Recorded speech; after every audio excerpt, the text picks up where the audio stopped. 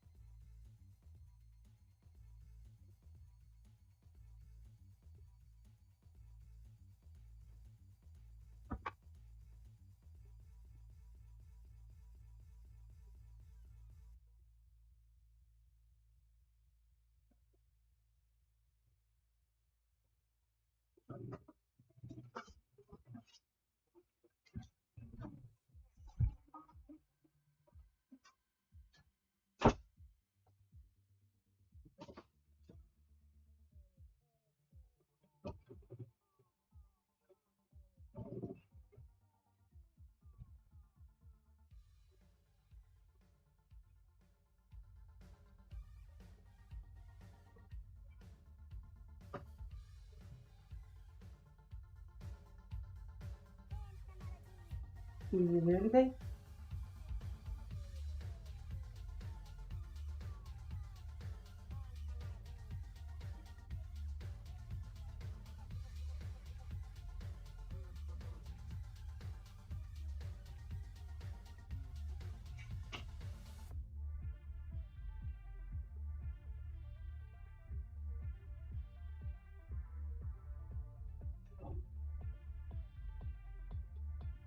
I hope anyone can hear me, because like I need this to work properly.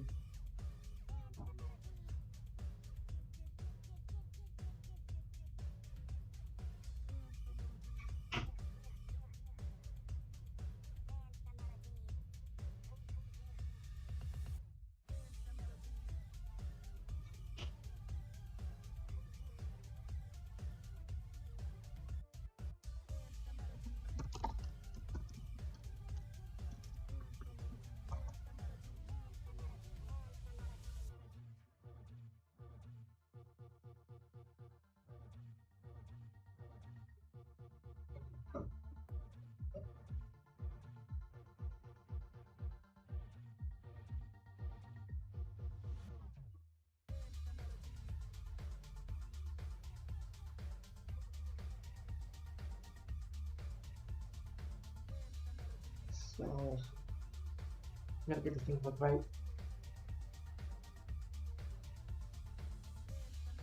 Wait, did you?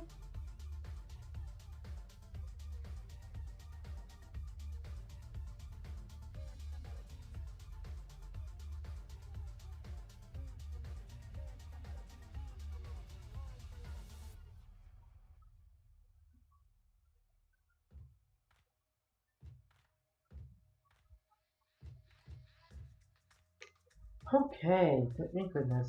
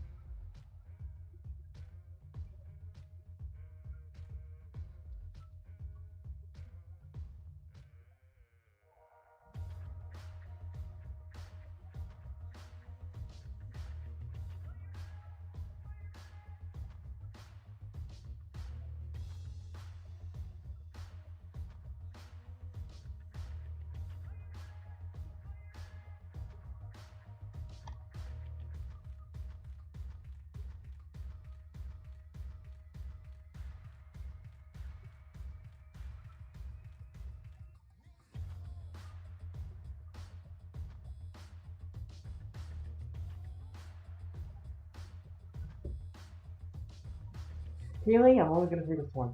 Don't fuck it up. Please don't fuck it up.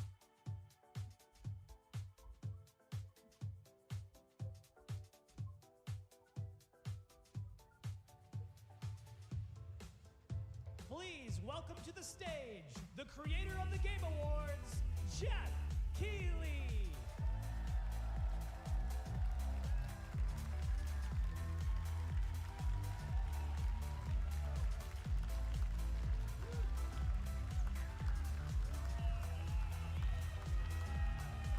Please don't screw it up. Please don't screw it up. Hello, everybody. Welcome to Summer Game Fest 2024. You ready to see some video games? We are so thrilled to be here with you, and this is a showcase of what's next for games live from the YouTube Theater here in LA. Now, if you're watching this show, first of all, welcome. I know everyone around the world is joining us for this special moment. And I know if you watch this show, you don't just play games, you deeply care about this art form and the health of this industry. The good news is that we have a lot of amazing games to show you from creators around the world over the next 2 hours.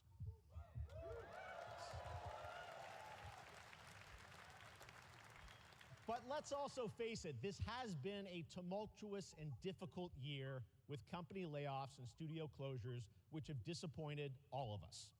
But there's also something else happening. Our industry is evolving and changing. And thanks to digital distribution, smaller teams and new creators are finding incredible success.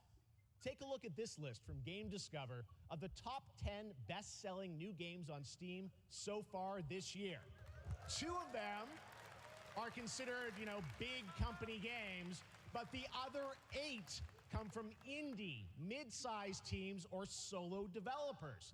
I look at this list, it's pretty cool, right? And I get inspired that new ideas, new teams, and smaller creators can and will break through. It's a reminder to big companies that they have to treat their developers right, because today there are many paths to sustainability and success, and that's what makes this industry so. And you'll see that reflected in the show today, because over the next 2 hours, we'll have big franchises on stage like Star Wars, Batman, and Harry Potter, but also smaller titles, including a few games made by single individuals and first-time creators that we invited to be part of this show because we think this platform is important as a way to show you new things that you might not even know about. So when you see a game that piques your interest, please wishlist it, or even better, send it to a friend and get them excited. That's how we together can grow the gaming community. And we are going to do that today over the next 2 hours, as we have a lot of games to show you, plus Day of the Devs directly after with even more indie titles. So should we get to the games? All right, it all begins right now. Here's our first announcement. Okay. Next. Hey, look, this is a hot dog guy auditioning for the lead and unannounced action game. We see you as more of a sidekick. Oh, sure, I get that a lot, but check out my range. Okay. Rage! Empathy. Oh, hilarity! This guy! Strength! Hey, what game is Really this making anyway? this?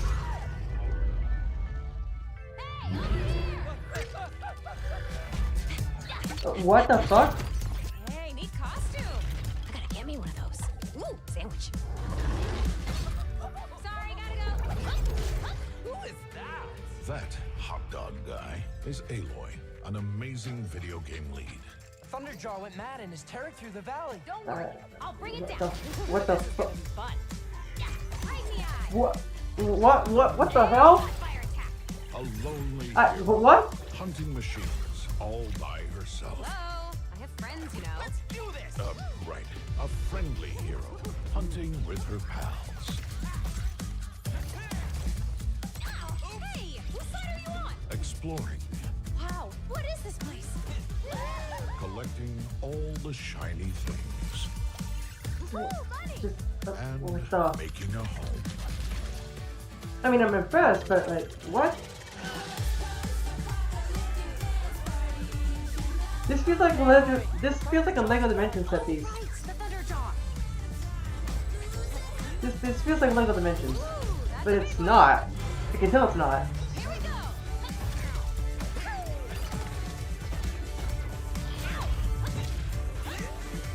Down you go. Woo, better get a snack. Oh, you want mustard on that? Is that the bud? I'm good.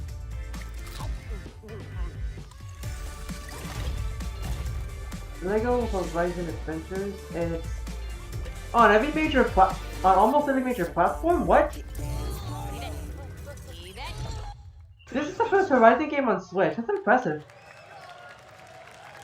There you go. Wasn't that fun? That was Lego Horizon Adventures, coming out later this year for PlayStation, but also day one on PC and Nintendo Switch. It's a playful, lighthearted story inspired by the world of Horizon, designed with two-player action in mind, supporting couch and online co-op. All right, now we're going to completely shift the tone to the next game from Torn Banner Studios, the developers behind Chivalry 2. For their next project, they are proud to announce No More Room in Hell 2, the sequel to the 2011 award-winning Source mod.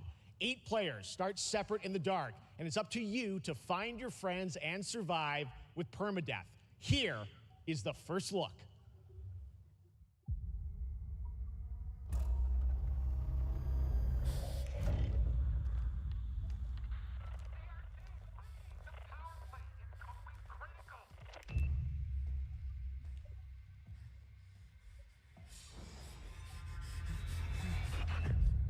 I'm confused as to why that Lego game isn't on PS4 though.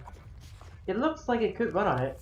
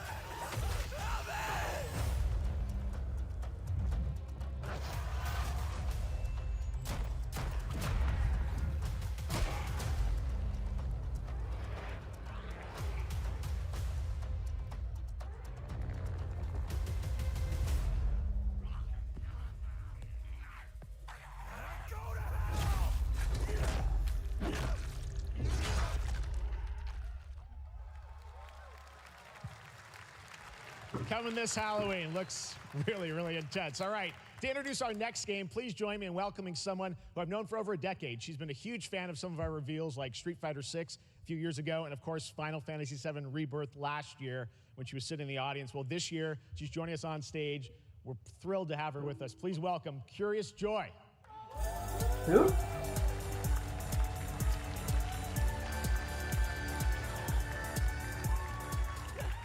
Thank you, Jeff.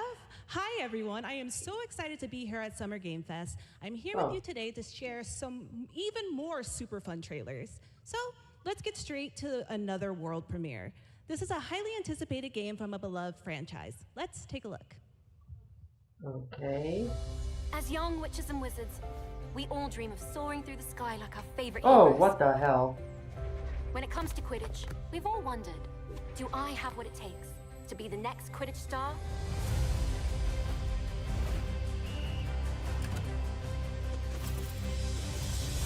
To beat your toughest opponents?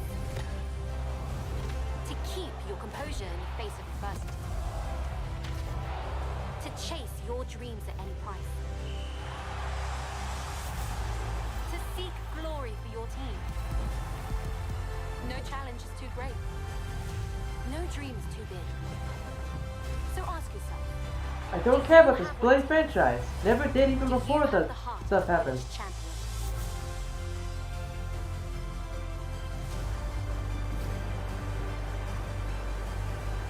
And the bird looks like total shit.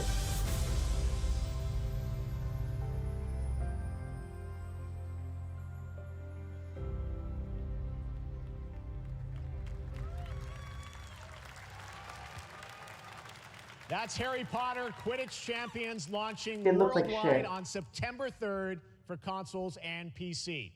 Now we move from the Potterverse to a brand new world. It hails from a single developer, Gavin Eisenbeis, up in Seattle, who has been making games all by himself for a decade. His last title, Choo Choo Charles, was a fan favorite, and he showed me this next game a few months ago, and I really wanted to debut it here. Get ready to backstab, race, or cooperate with up to 20 of your friends in Cuff Bust.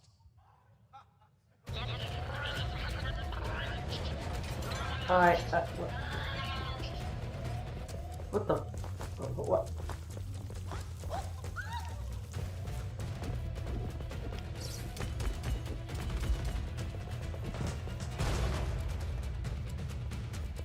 I don't know what to make of this. It's that.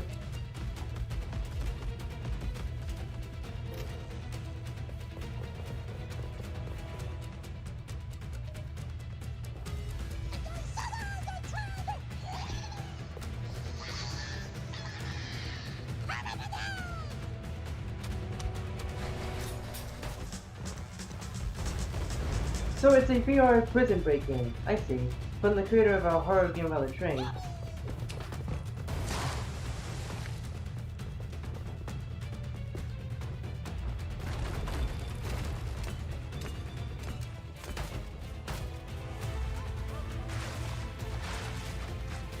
But it's so funny that it's not on Quest 2. Because, like, Facebook is trying to phase out, Oculus is trying to phase out support for the Quest 2.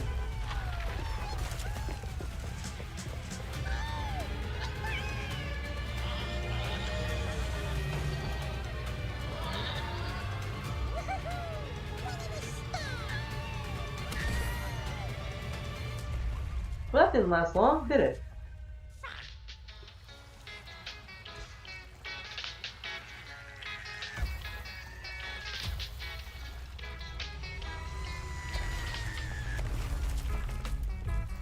Bus, okay. Coming within the next 2 years. That's a fun one, right? And remember, that's all made by one person. Congratulations, Gavin. So glad to have that on stage.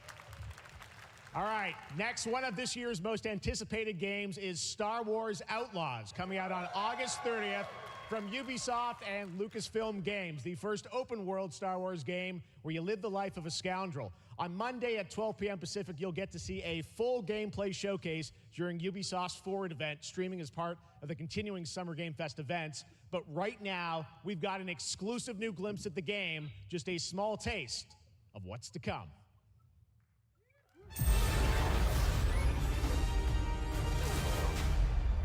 A friend needs a little something stolen. Let's raise the stakes, shall we? At least Tales from the Galaxy's Edge isn't made by a Ridley studio.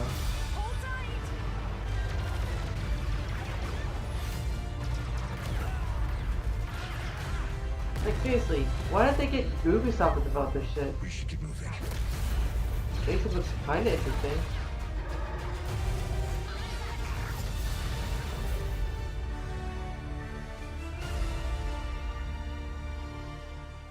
I will be playing Dustborn by then, so no thanks. I think I spotted Lando there. So great. And by the way, I'm just noticing everything we're showing you so far, I think is going to be, coming out, this year, Cuff Bus. I'm not quite sure, but it's so cool that there's stuff that we're going to get to play in the next few months here. All right, well, moving back to smaller teams, a few weeks ago, I had a chance to play through this next game, and I have to say, it is really spectacular. Neva comes from Nomada Studio, the creators of the Game Award-winning game Grease. It chronicles the story of Alba, a woman bound to a curious wolf cub.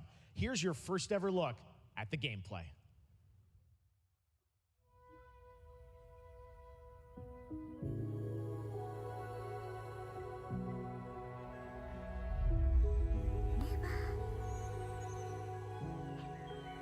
It even looks like their last creation.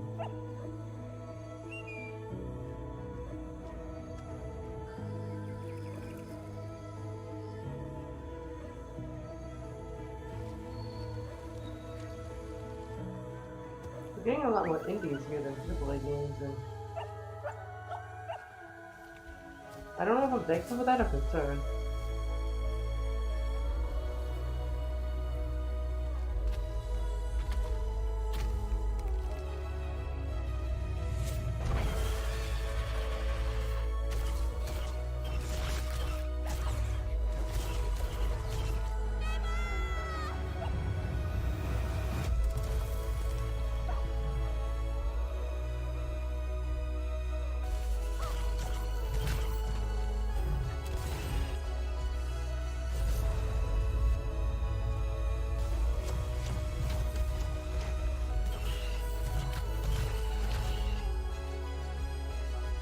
This feels like what A Shot of Light was made in 2024.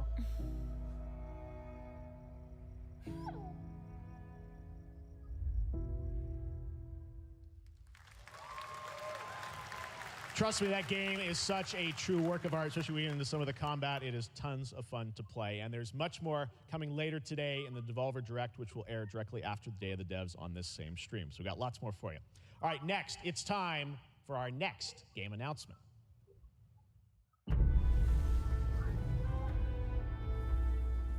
Study the past. This is Doom. If you would define the future. All are architects of fate, working in these walls of time.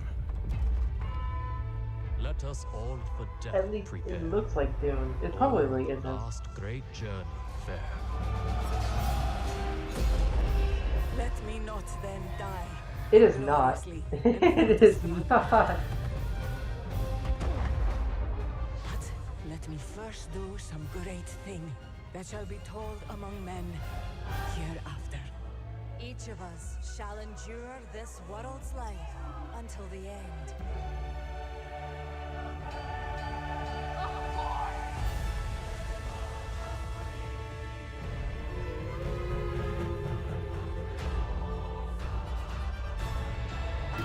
Your names shall not be lost. So it shall be. So it shall be. What? I could not tell it was Civilization. Hello everyone at Summer Game Fest. He's still alive? On behalf of the Firaxis team, we are thrilled to finally announce that Civilization 7 is coming day and date to PC and consoles next year. I'm in awe of the amazing team that has brought us to this moment, but we also have to thank you, our incredible fans around the world, for your overwhelming support of this franchise for over 30 years. We can't wait to share more, and we hope you'll join us later this summer for the full reveal of Civilization 7. In the meantime, stay civilized.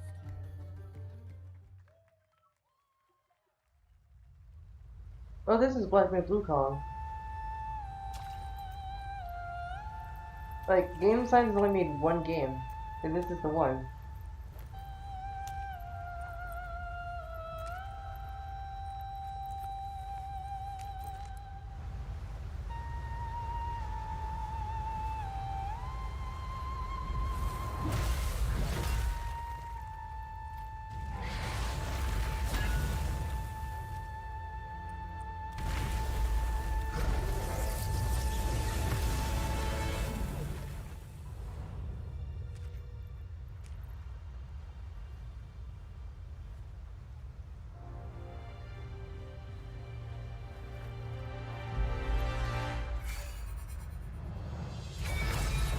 What?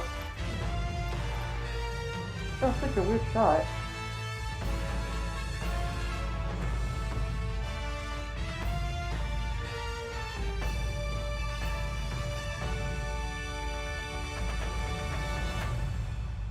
Oh, there's 20th, huh?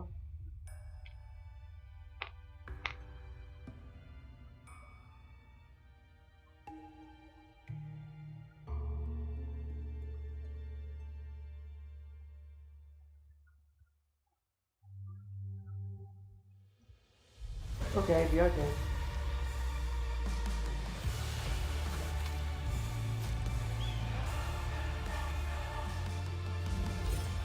You're acting like I know what this is.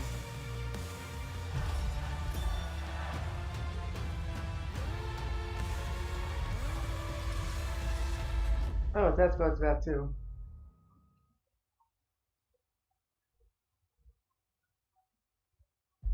Which you just automatically get when you buy an overpriced headset. The monoliths, reaching heaven and returning with a gift. Stardust. But mankind was given more than it wished for. Not progress, but chaos. Every new height brings a terrible fall. And yet hope still glimmers. Who the hell is Star Studio? Even in the depths of the unknown, like mayflies, we die to live again.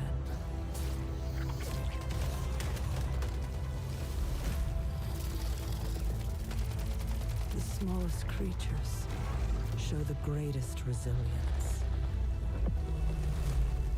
Wherever we remain standing, we stand together. One's Human comes out next month.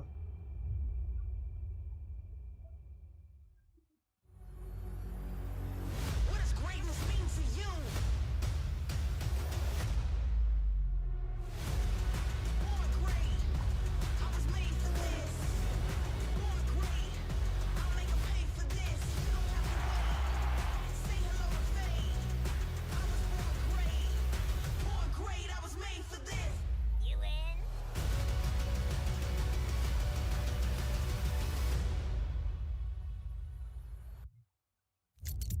Did you Have see any the of you Avatar? faced Tyranids before? Outside of the Only PS5? these past 2 days. Then there is I also have a much to do. Warhammer Space Marine too. The numbers are endless. I will take you all with me. Brothers, we fight! For Ultima!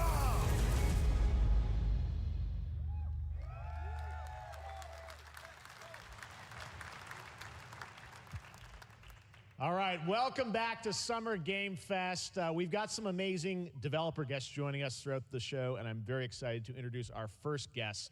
They are legendary creators who are working on a brand new fantasy RPG, Metaphor, slated to launch this October. Please welcome the director and art designer of Persona 3, 4, and 5, Katsura Hoshino and Shigenori Shojima. Bring them in here, won't you? Surely they won't turn this into... well, something not favorable, to say the least. ありがとうございます。アトラスの橋野です。今日は副島さんと一緒にこのステージに立ててとても光栄に思ってます。Thank you, everybody. It is a pleasure to be here. My name is Hashino, and I am the director of Metaphor. It is a pleasure to be here with Mr. Soejima. このゲームはね、アーキタイプという他のゲームでいうところのジョブですね。その姿に主人公たちが変身して明日の未来のために戦うというとても熱い RPG です。This game is an RPG in which the party members transform into their jobs, which we call archetypes. These archetypes allow you to fight against your enemies. アーキタイプは誰もが持つ不安と向き合うことによって覚醒する力です。すべてのアートワークは力強さとオリジナリティを意識して描いています。その総数は40種類以上にも及び、経験を積ませると一部のアーキタイプは進化することもできます。Archetypes are the embodiment of power born from the will to face your fears and anxieties. We gave it our all to instill each and every archetype with a feeling of strength and uniqueness in each of their designs. In total, there will be more than 40 types of archetypes available in the game. These archetypes can gain experience and even evolve. Some of them can evolve into stronger versions. メタファーはアトラスの RPG、我々が作ってきた RPG のノウハウをすべて結集させて作っています。とても大きなボリュームのゲームです。今日はこのアーキタイプをテーマにした最新のトレーラーをお持ちしました。ぜひご覧になってください。ありがとうございました。So we are pouring all of our acquired expertise into this game to make it as exciting as possible. In fact, we've even brought our latest trailer today, which is centered around the topic of these archetypes. Thank you very much, and we hope you enjoy it. It is said that we all have inherited heroic virtues deep within us. The reality is, we oppress, we fight.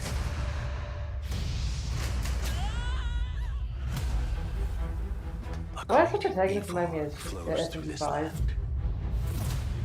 You have found I know, a way I know, to same there. wield Still. true magic.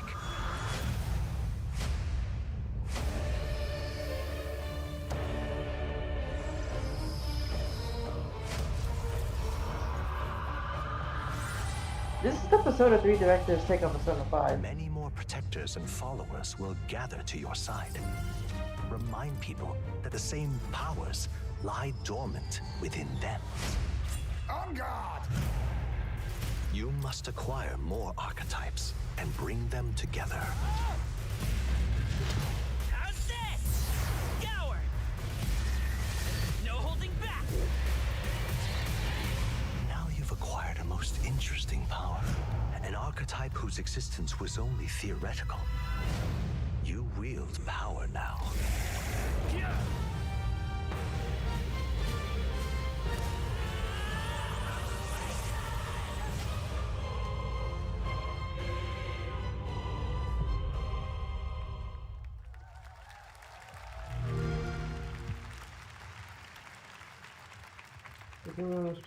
Such an honor to have Hoshino and Shojima with us on stage. Thank you guys, and for that deep look at the archetypes, such stunning visual designs.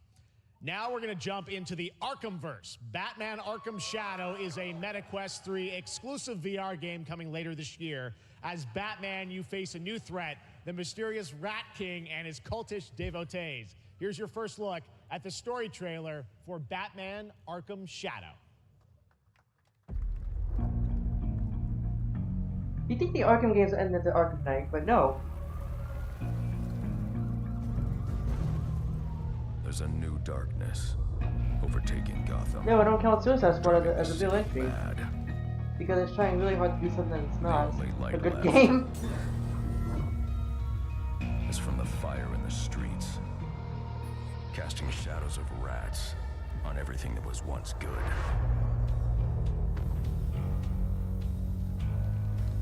Fear is their weapon. But they're not the only ones who can use it.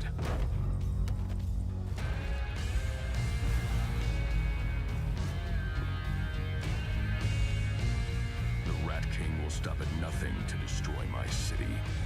How far will I go to destroy him?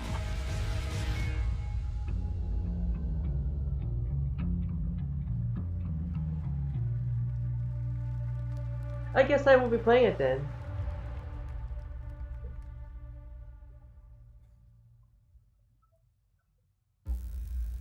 When the bat falls, the rats rise.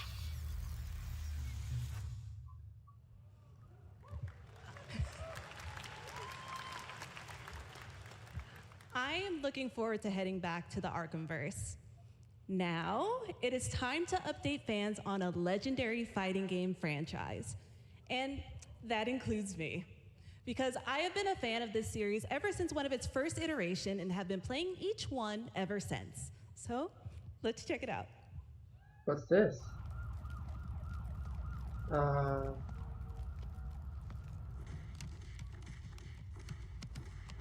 Street Fighter? Yeah, Street Fighter.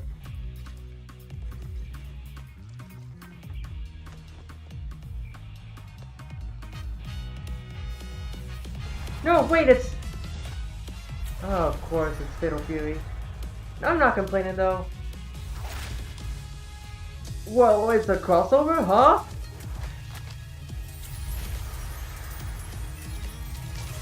What the hell is happening?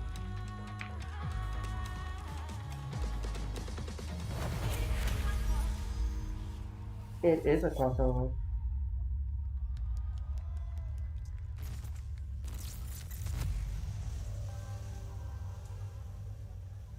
Is that an Bison?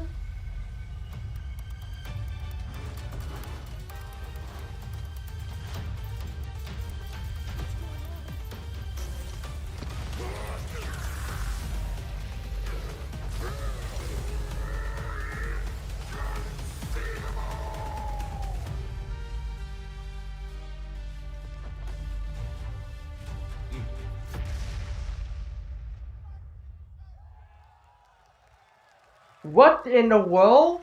Two of the YouTube characters are crossover characters. That's insane.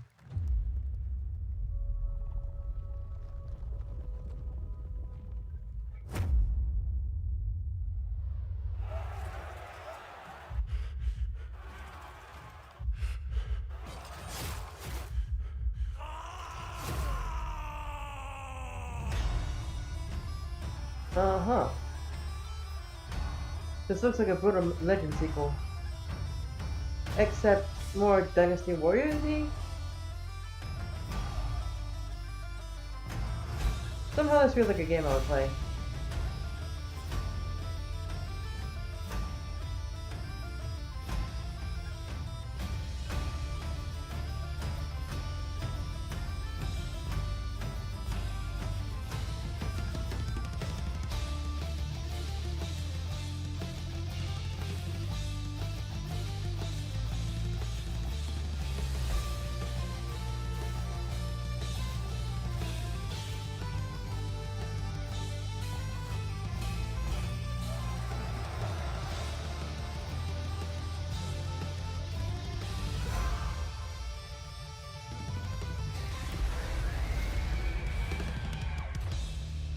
Roguelike co-op hack and slash. Got it. I will be playing this. It looks neat. What's made in Unreal Engine? Oh, this game. Test of power. I guess we'll see. This will be when the true battle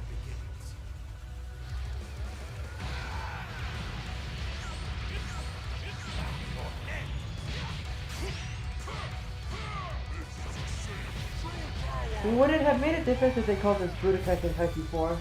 5. There is an actual Budokai Tenkaichi 4.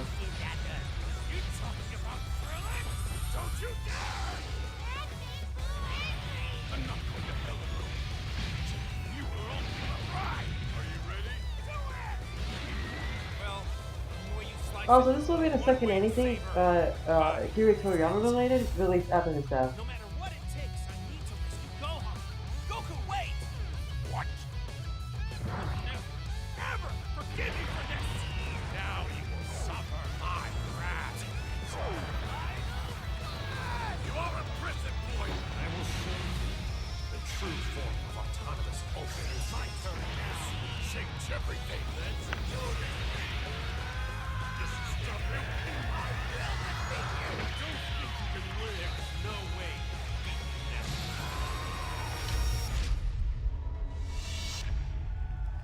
Same day as Metaphor. I hope this game outsells that one. There you go, Internet. We got your release date for Sparking Zero, October 11th. Now we step into the world of Delta Force Hawk Ops, a free-to-play tactical shooter available to play on all platforms. Here's a look at their multiplayer FPS extraction mode. Team, rally up. We've got a new mission. Operation Lightning Strike. The situation at Zero Dam is now very serious, with conflicts escalating between Havoc Corps and Alsara Guard. It's time to take action. Objective: collect and decode the Mando Brick located at the tourist center at the southeast region. We need to utilize terrain for stealth insertion. Execute swiftly and silently. We're in position. The reason I'm silent is because I have zero interest in military shooters. Looks like someone beat us to it. We need to pick up the pace. Clean the balcony. On your mark.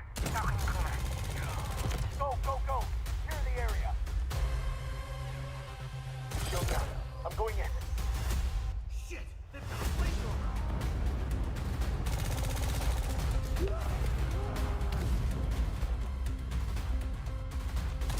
Engaging! Second floor!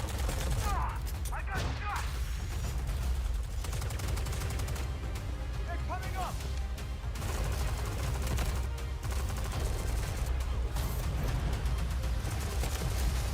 All clear.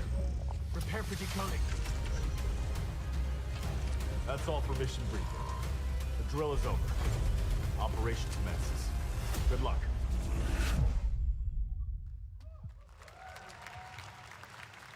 But that is not all. The game's premium campaign mode, Black Hawk Down, is a reimagining of the original game that is also fully licensed to recreate moments from the award-winning Ridley Scott movie. Here is your world premiere first look at that gameplay.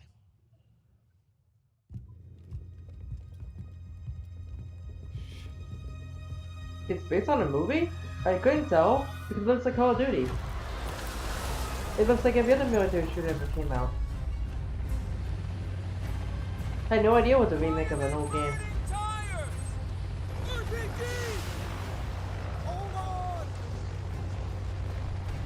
All units prepared for landing. 2 teams, 1 foot. Oh, military Clear. Secure and capture a team senior cabinet. Over. Get down! Get down! Enemy attack! Turn right! Enemy vehicles coming! Vehicle under attack!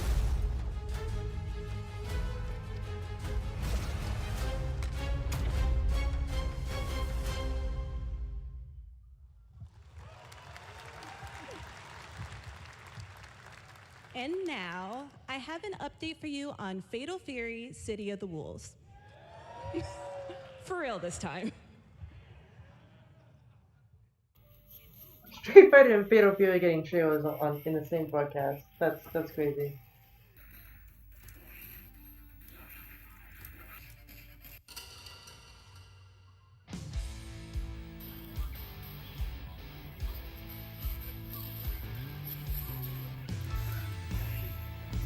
The only one of these I've played is like Mark of the Wolves.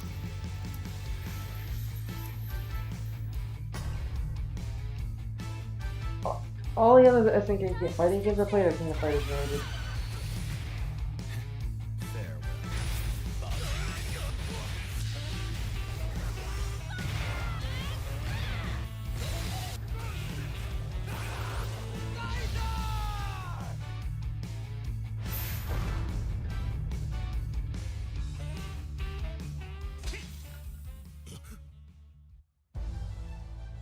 Are we next year? Huh.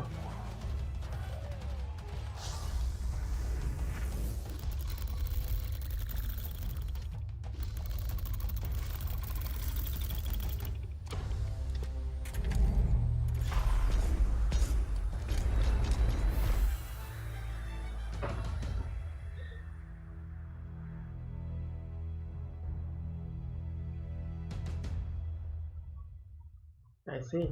I see.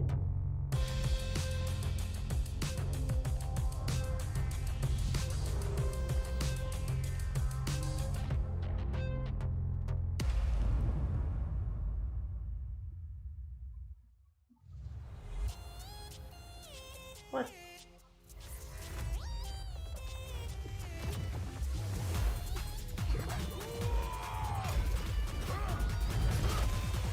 Believe me when I tell you, I don't expect any of this.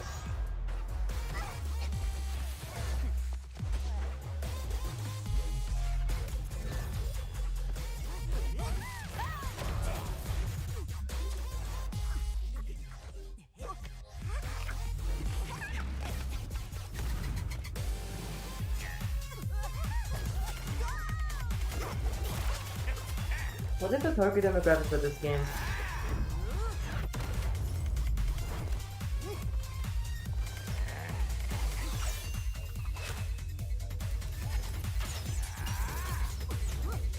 Serious question, because these character designs are something else.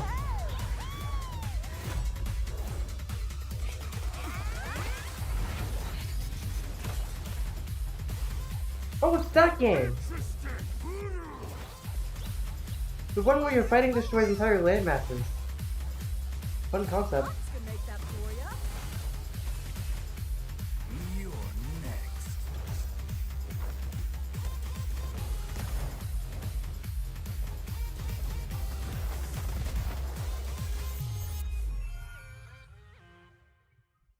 Battle Crush, I see.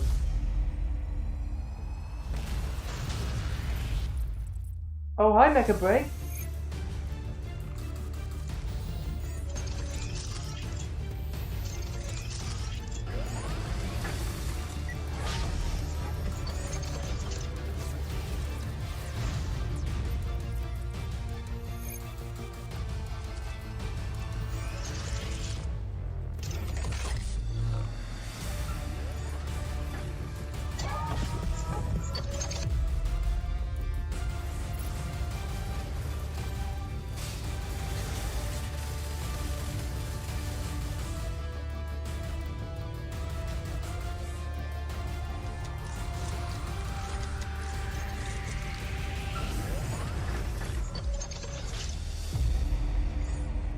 Very cool mecha designs.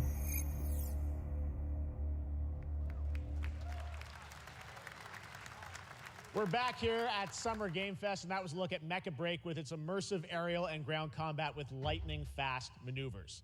Next, Jason Blum and his Blumhouse banner have become synonymous with incredible horror films over the years, like Get Out, Megan, and last year's Five Nights at Freddy's. Well, now Blumhouse is entering the video game world in a big way. How big?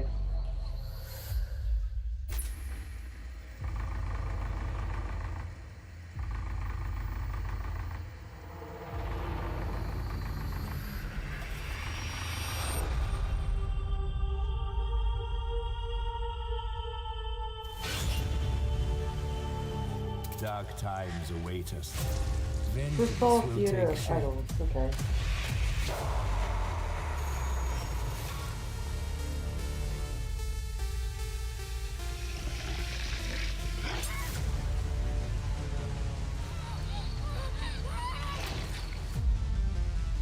Is this one game or is this multiple games?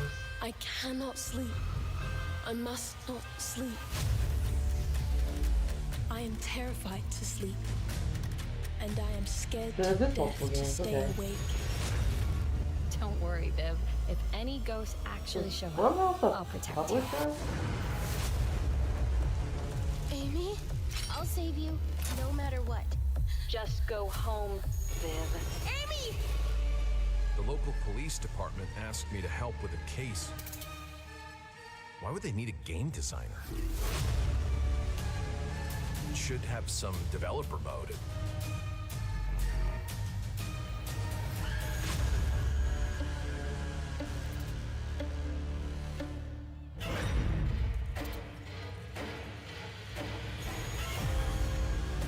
Dark times await us.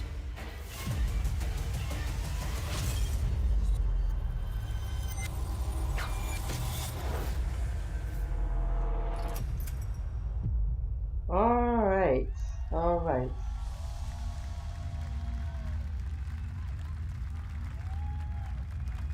That's a few games. Where's the music coming Please from? welcome Jason Blum, CEO and founder of Blumhouse, and Luis Blaine, creative lead at Blumhouse Games.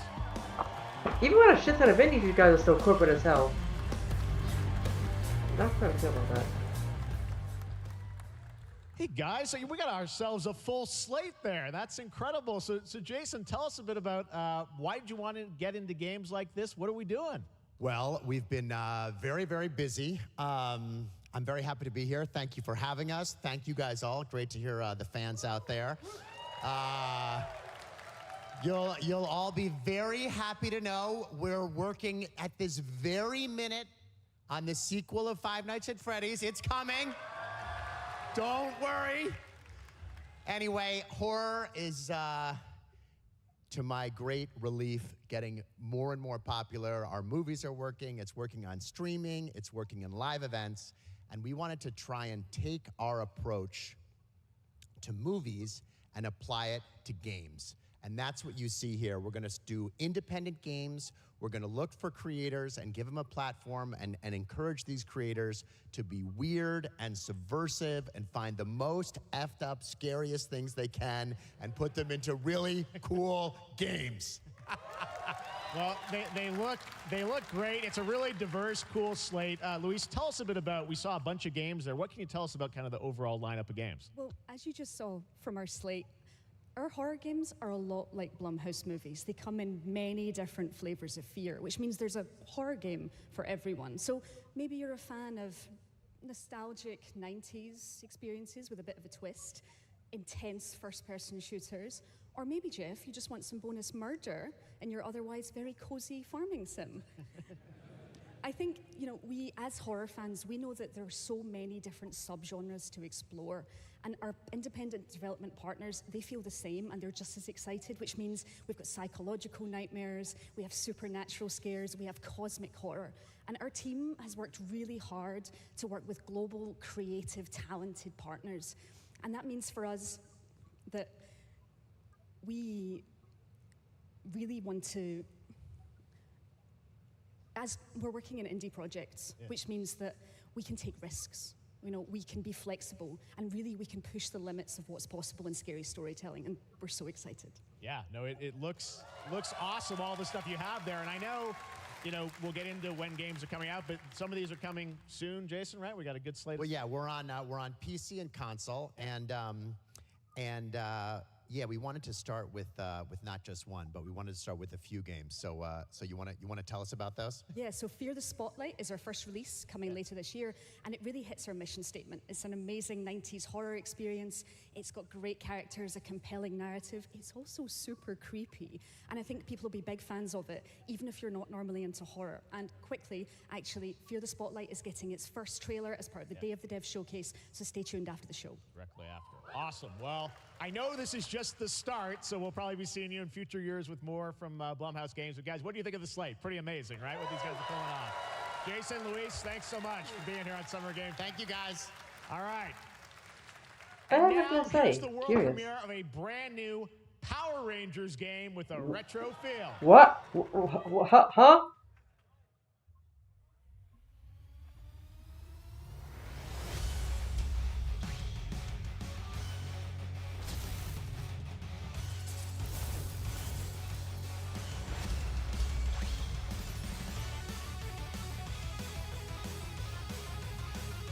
There seems to be a Shredder's Revenge for damn near everything.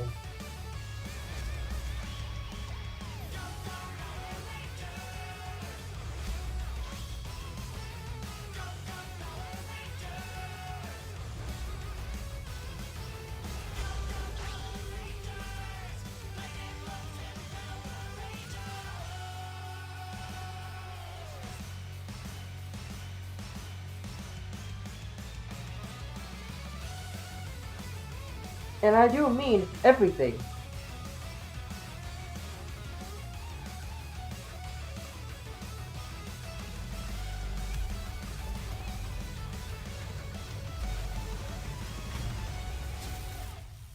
Mighty Morphin Power Rangers, Rita's Rewind.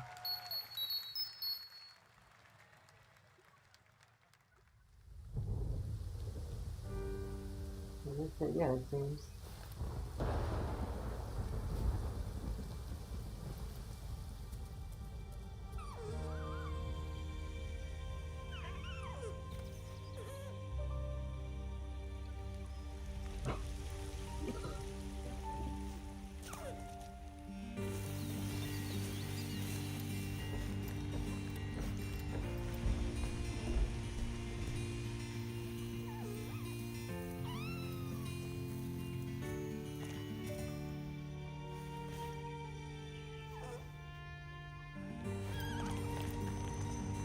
This is my favorite thing.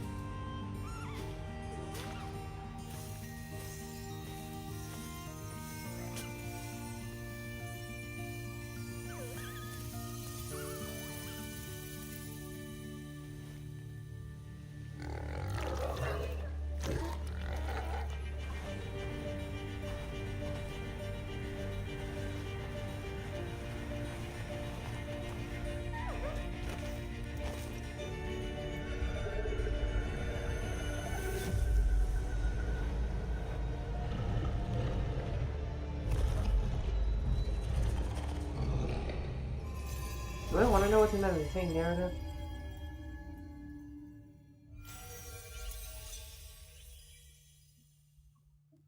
I see. It's called Dear and Boy. Don't really fit yet. What a beautiful game, Dear and Boy, which comes from first-time developer Jason Houdet in Paris, who started that project alone in 2020 during the pandemic and now has a team of 8 helping him realize his vision with financial aid from the French government. And games like that are why we do this show, giving first-time developers a chance to show you what they're working on. All right, next, after a long wait, Kingdom Come Deliverance 2 is arriving later this year. This is a first-person open-world action RPG from Warhorse Studios. Here is a brand new look. The best laid plans of men don't always come to fruition. Man proposes, but God disposes. And then boots you right in the balls. These 2 young fellas, I need to find them. One's a smart-ass Smith. There's really no difference in the the first other's a game. blue-blooded fledgling. You behave like a spoiled brat. How dare you speak? Gentlemen, praise be to our Lord Jesus Christ. Our Father. Religion. I hope I get to dismantle it. But in the end, we all face your judgment for what we should have done, but lacked the courage to do. The last time I ran away, I lost everything. I'm never gonna run from that fucker again. Kiss our asses! God, is this retribution for my sins? I know the style of humor, I just don't know where it came from.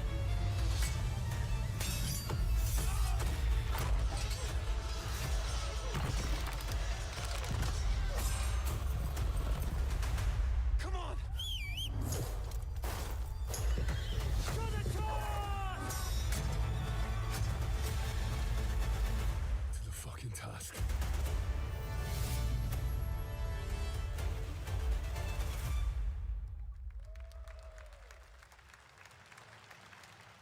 Next, we step into the dark mind of Silent Hill creator Keiichiro Toyama-san. Back in 2021, we announced his new game, Slitterhead, at the Game Awards, and now we're giving you a look at the gameplay from his independent, Tokyo-based studio. Please be something good. I want to be able to pick this shit up.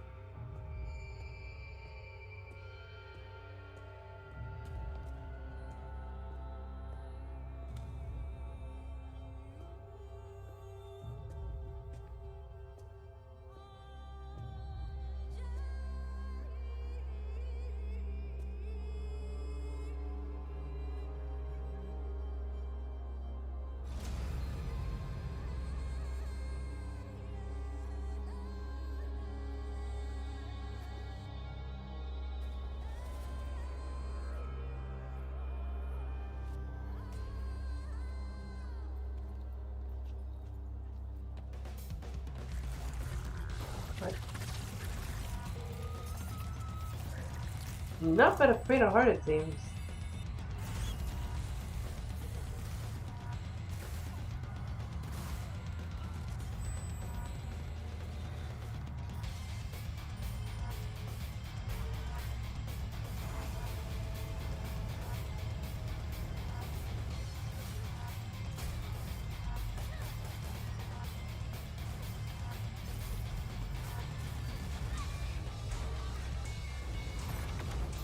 What kind of game is this?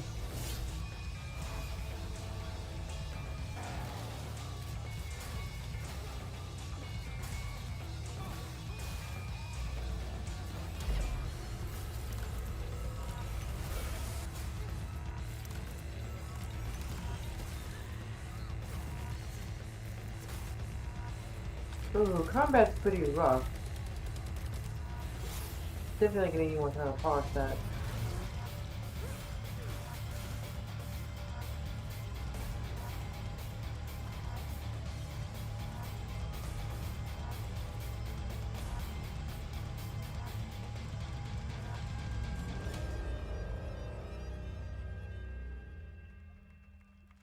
It's coming out this year? What? Oh, this is Killer Bean. I remember this.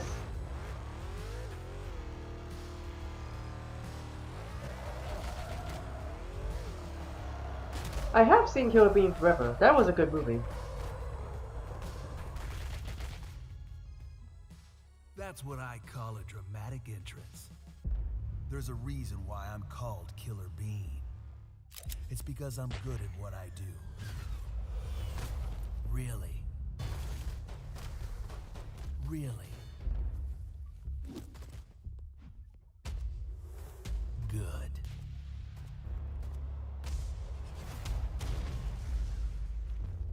I used to be an assassin for the Shadow Agency. An international organization powerful enough to shape the world. Until they lied to me and tried to kill me. Now, I'm gonna destroy them. So it's a sequel to that movie. An idiot who wants to take down the Shadow Agency. Well, it is sure nice to meet you. Before you die.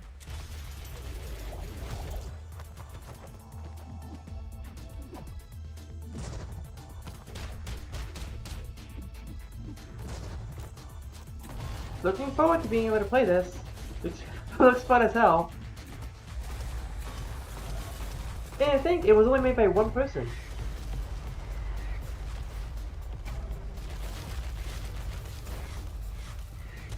They made me who I am.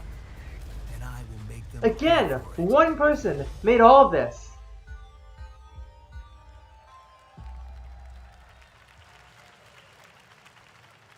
Glad you liked that one. That was Killer Bean, a third-person roguelike shooter made by another single developer. Believe it or not, right here in Los Angeles, Jeff Liu, who previously worked as an animator on movies like The Matrix Reloaded.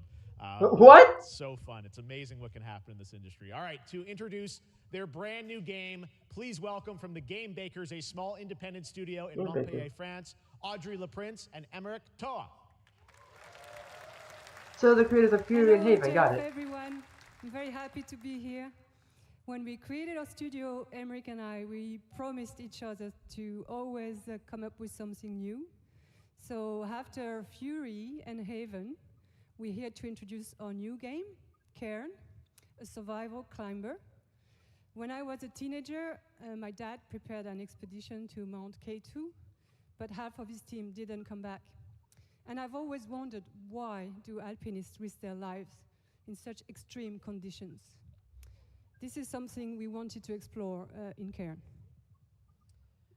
Cairn is a game about what it takes to go beyond your limits. You climb a mountain to reach a summit never reached before. And the climbing gameplay is the challenge. It's very intense and realistic.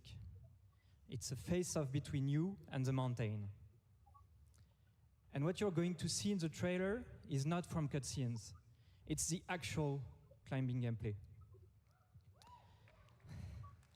You can see more later today during Day of the Devs, but now let's have a look.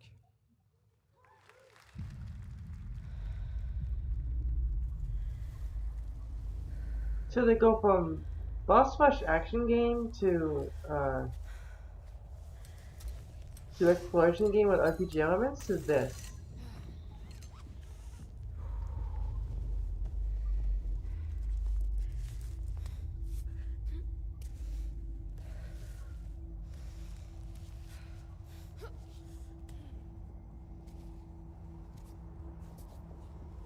Sort of reminds me of that VR game. Can't remember the name of it.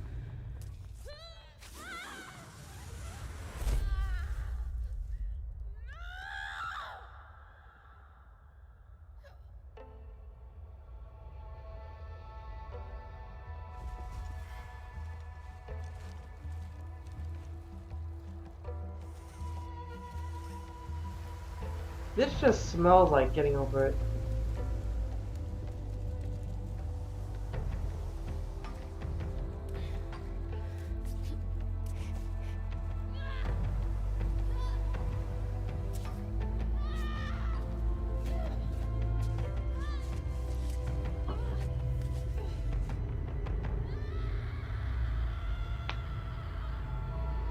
You have a long way to go. A long way.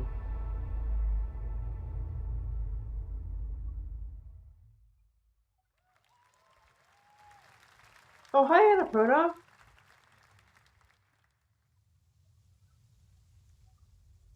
I'm not meant to be here. Well, well, well.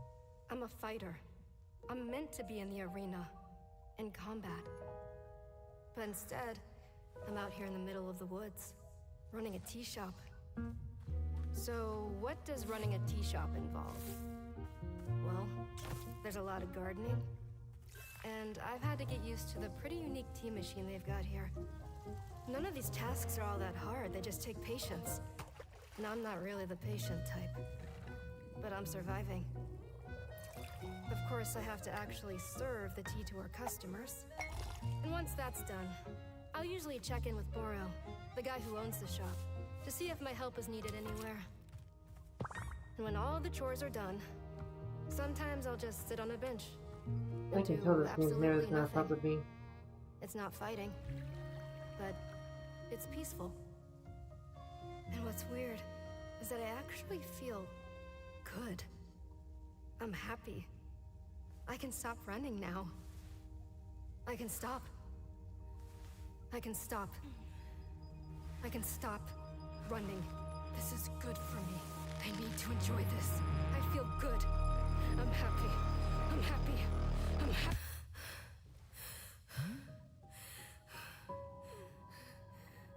She's like herself.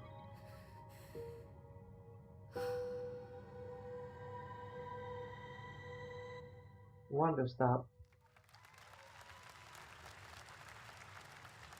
That was Wonder Stop, the announcement of the next game from Davey Redden, the creator of the Stanley Parable. I sense there's a twist coming, as you would expect from him in Ivy Road. Cannot wait to play that.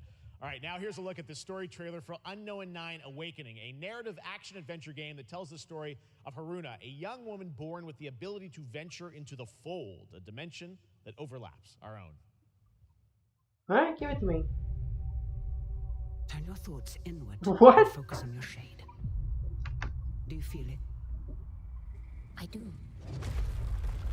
Your progress is impressive lately, Aruna. These are incredible. They called themselves the Sahin. 9 among them were chosen and shielded from death. The Unknown Nine. Does this have anything to do with why Vincent is here? Humanity has lived for eons at the mercy of the Nine. It's time we took control of our own destiny.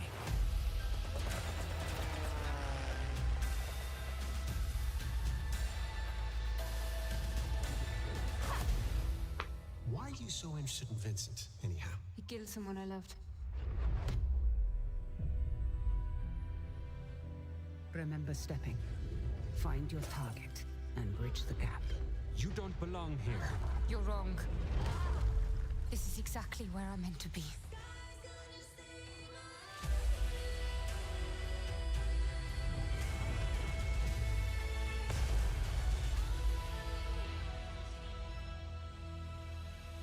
I don't know if I'll be playing that one or not. Strange place. Vincent found something down there.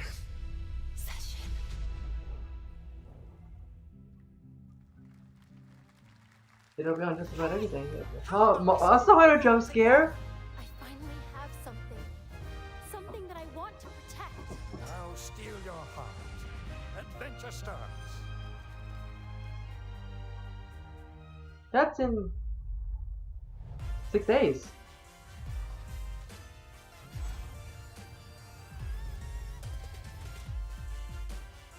Looks like Capcom's having a sale.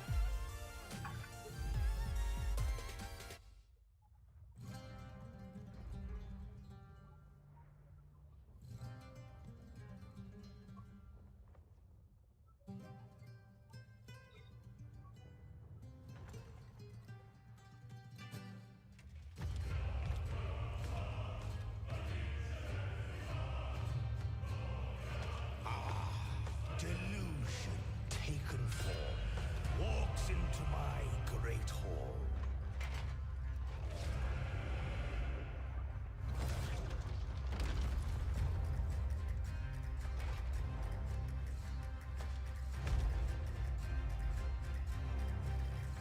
Feel honored to fight a legend.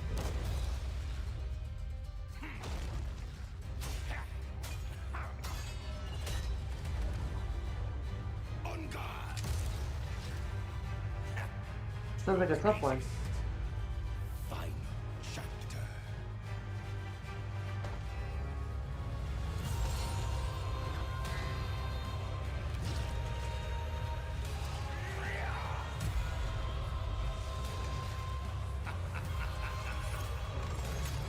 Final Fantasy 15 called it one in Cinemax Pack.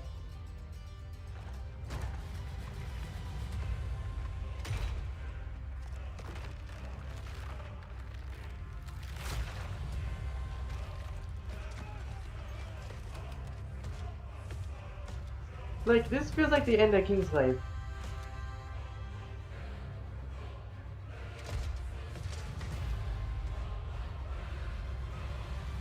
There is but one certainty in the cosmos.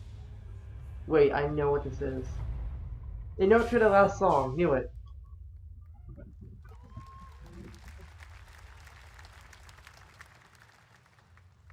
All right, we're back here live for more Summer Game Fest. The First Descendant, powered by Unreal Engine 5, is a next-gen looter shooter with dynamic cooperative gameplay, including... Wait a minute, that's from Nexon. Finally set for release, and we're very happy here to debut the new trailer and the reveal of the release date.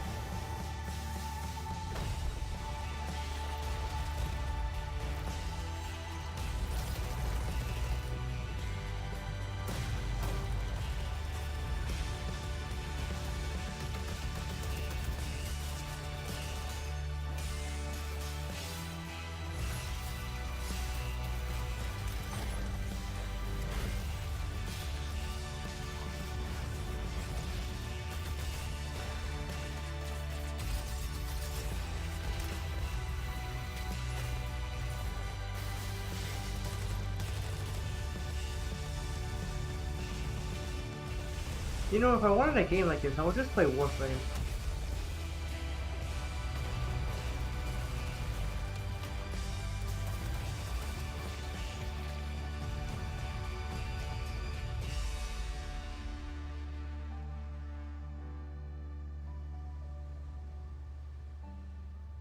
This is next on Take on Warframe.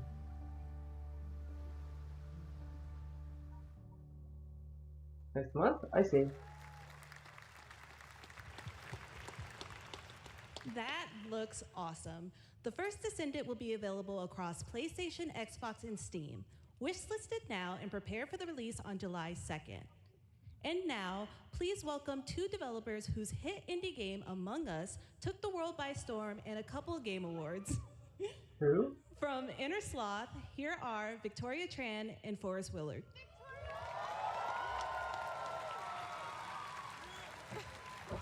So, what's your new project? What's up, gamers? Can you believe they just let us be on this stage? Like, no chaperones. Like, I know. Can we announce something totally fake? Oh, do you like- think they'll let us do that? Among Us 2? Among Us 3? 4? Oh, all right. Well, turns out we actually have something very real we wanted to present to you all today. There's been so many great indie games in recent years, but it's also been no secret that it's kind of a rough time in the industry. Some devs don't really get the chance they deserve, so we thought we could help out a little bit. That's why we're excited to announce our side project, Outer Sloth, an indie game fund we made that offers the kind of deals we would have wanted back in our less popular Among Us days. This is our way of saying thank you to our crewmates, players, peers, by helping some games and devs have the funding and freedom needed to ship their games. And then we all get to play them, which was the real plan. I really want games. Outer Sloth is our passion project and dream for a better, more sustainable industry. We are really excited and incredibly nervous to reveal it here and show you the current lineup of games we've managed to fund because of you. And don't worry, Jeff, it has your favorite, a ton of world premieres. Enjoy! Well, well, well. I know what you made. I helped. Okay.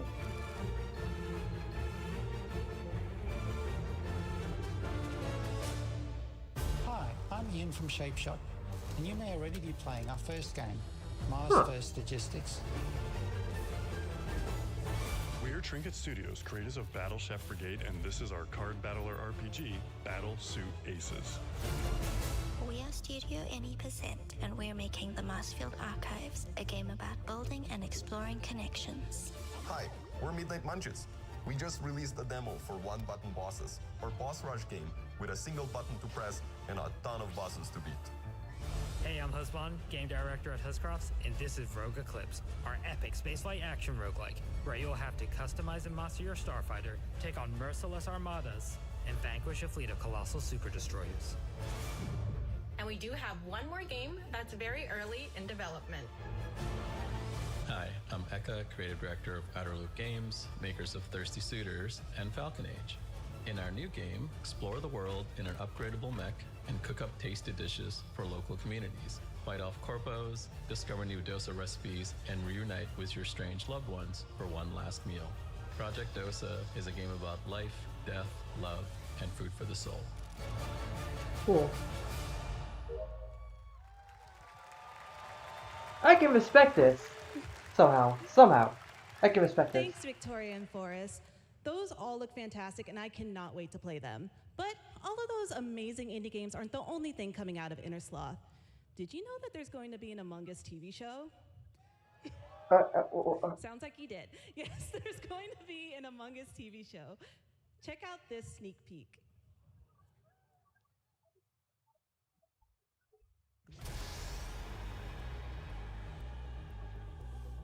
Oh, it's animated. Interesting. It's not like the live action one.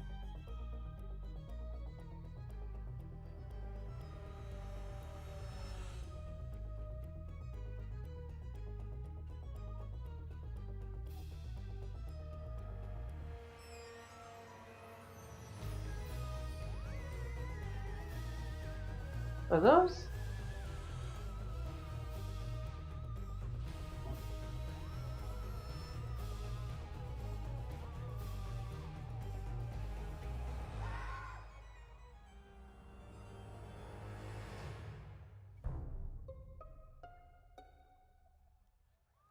So many big names. Up next, we have Sonic X Shadow Generations. Yeah, that game I've seen in a while. A definitive greatest hit collection of 3D and 2D levels from Sonic and Shadow's history. Now it's time for a glimpse of Shadow's brand new powers and gameplay from a standalone campaign, as well as the official release date announcement.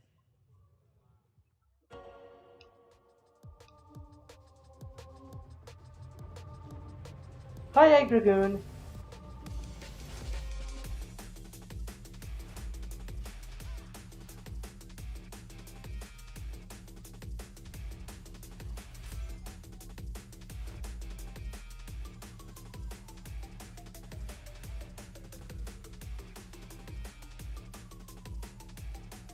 Is Shadow only getting new levels? Feels like he is.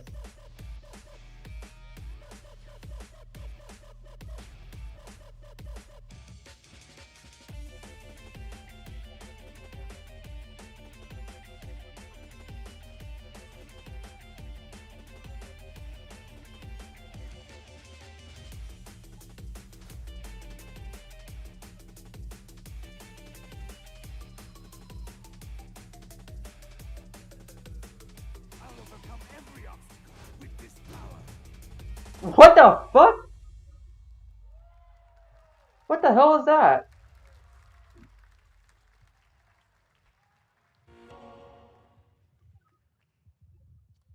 The Year of Shadow, right? A movie coming in December too. Exciting stuff. All right. In the upcoming online survival game Dune Awakening from Funcom, there is one small decision that unleashed a chain of events which set the stage for the story the player will experience. Let's find out for the first time what that is. The only peace I find is a future that never happened.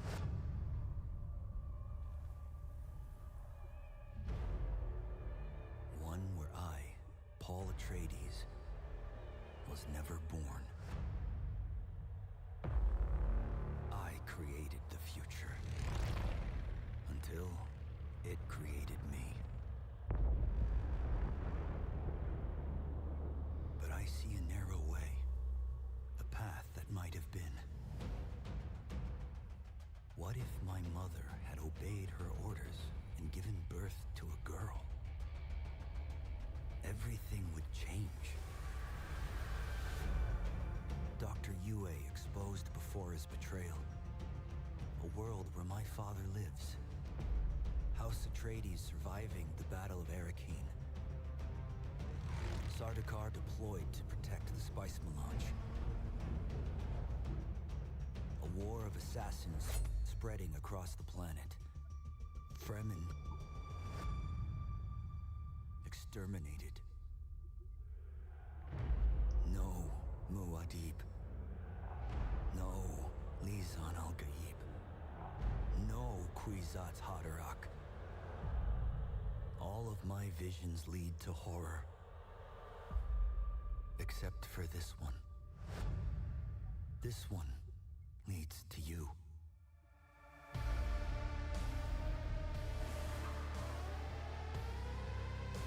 Okay.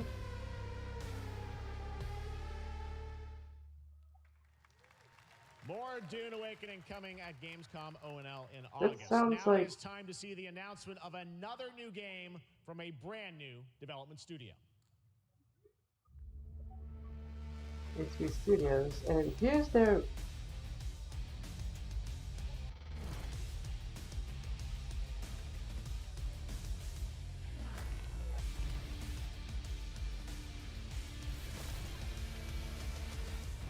The hell is this?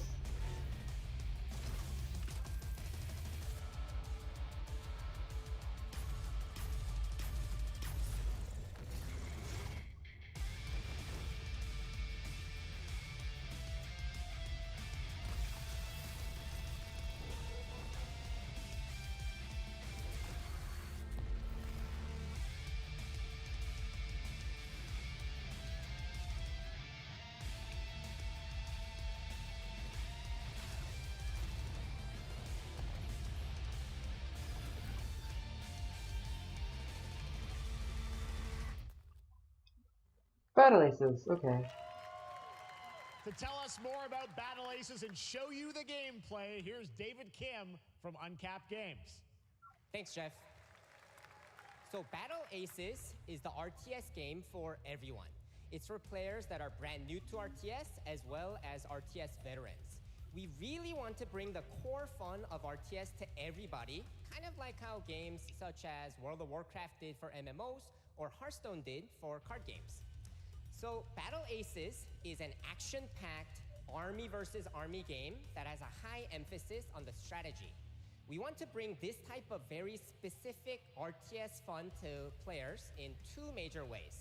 First, we want to amplify both the in and out of game strategizing through unit decks.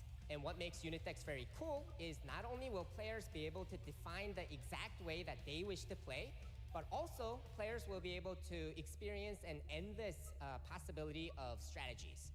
Second, we want to eliminate the tedious clicks required to play an RTS as much as possible so that players playing this game are experiencing only the fun parts of playing an RTS game. So, RTS old heads are so gonna hate this shit Battle Aces, for being too or if you easy want to sign up to for break into. our beta test that's coming up very soon, then please make sure to visit our website at playbattleaces.com. Thank you. Not my jam, but like it looks good. It looks good. All right. Our next premiere unveils the exciting new destination for a game that shadow dropped at the Game Awards last year, the finals. With its unparalleled destruction wrapped in the world's most deadly game show. Now, after dozens of updates in 2 seasons, we're unveiling where contestants will be going in the all-new season starting next week on June 13th. Sharpen your katanas and welcome to Season 3 of the finals. If they hit that reset button, it can take Doing Awakening feels like it would be a better game if it was single player.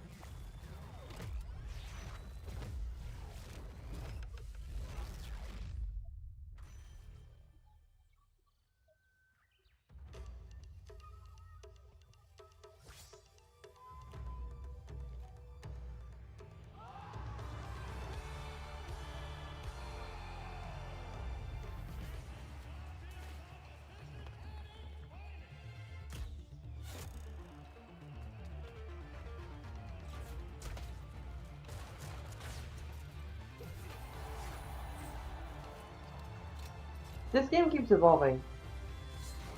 It's a little sketchy at first, but you know, it's getting more and more diverse.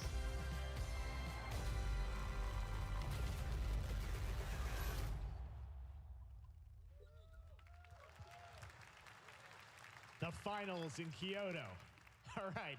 Please welcome multiple Game Awards winner and a dazzling Game Awards performer, if I do say so myself, Sam Lake from Remedy.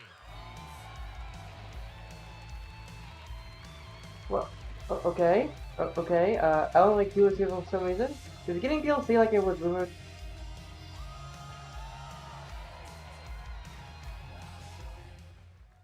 I think that's enough. Thank you. Hi. You see, this is now the only way they let me come on stage to tell you something exciting news about Alan Wake 2. Many of you have been posting your Remedy game collection pictures on your shelves with Alan Wake 2 so far digital only, sadly missing. Is it getting a physical?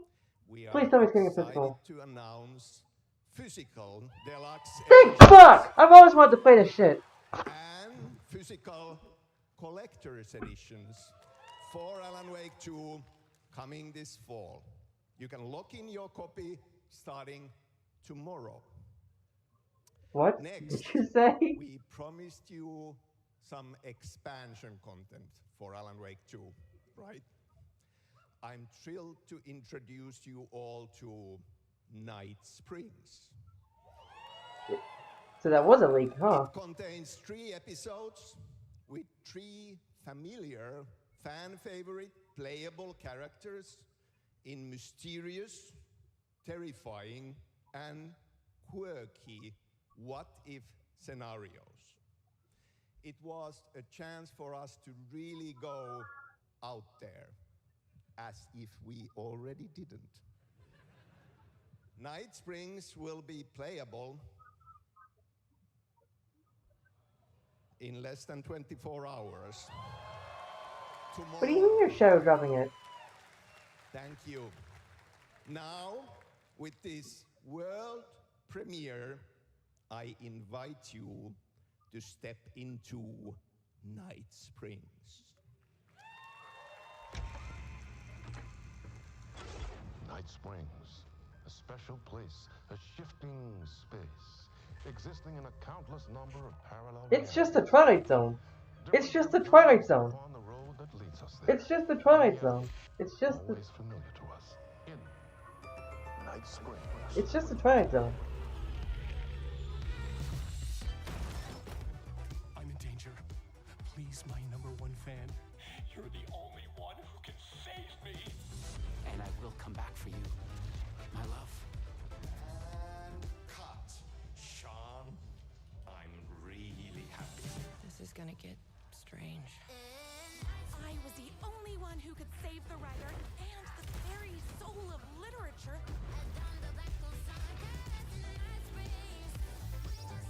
Something was different.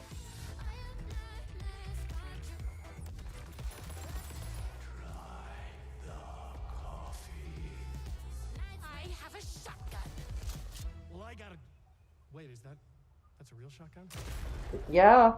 Yeah, it's a real shotgun. Know how deep the rabbit hole goes in Night Springs.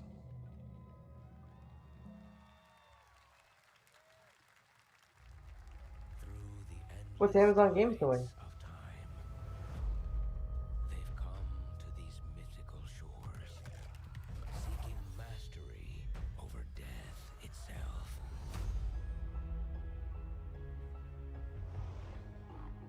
A cruel and beautiful paradise, where primal forces clash over the island's deepest secrets. Where ancient mysteries awaken. Where heroes are forged and demons are born.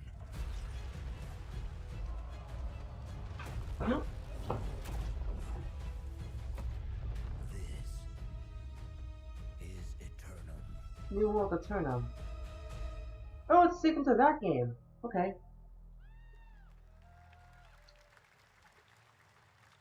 That's right, New World Eternum will launch on PS5, Xbox Series X and S, and PC on October 15th. And now you can play the game start to finish as a solo player or play co-op and use cross-play as well. If you're watching SGF on TikTok Live right now, you can comment HSR in the chat to claim a special in-game bundle for Honkai Star Rail of Stellar Jade from TikTok Game Rewards. And speaking of Honkai Star Rail, Hoyoverse's latest space fantasy RPG just concluded its version 2.3 special program a few hours ago. But there's more. A sneak peek at the upcoming expedition featuring a beloved character who is clearly ready for the forthcoming journey with her brand new look. Okay. Why do people choose to sleep? It's because they're afraid to wake up from the dream. Not the biggest Hoyoverse fan in the world, but I'll watch this anyway. Possible in this land of dreams.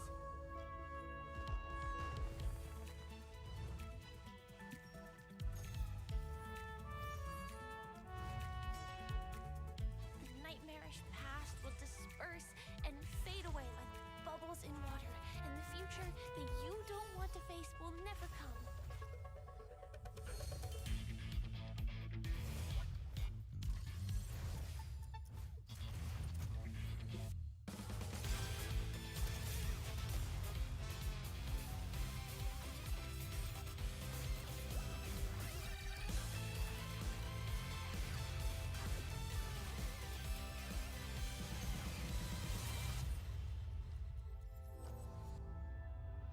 Why do people choose to slumber?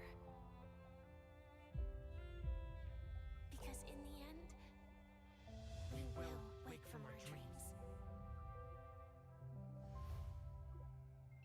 Interesting narrative.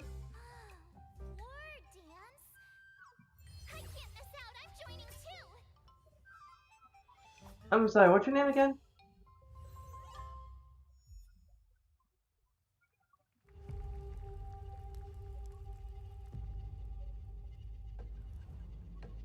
Who's Iron Mace? I don't know who Iron Mace is.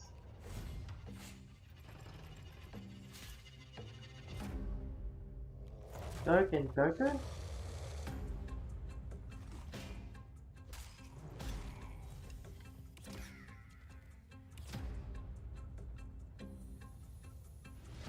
That reminded me of something.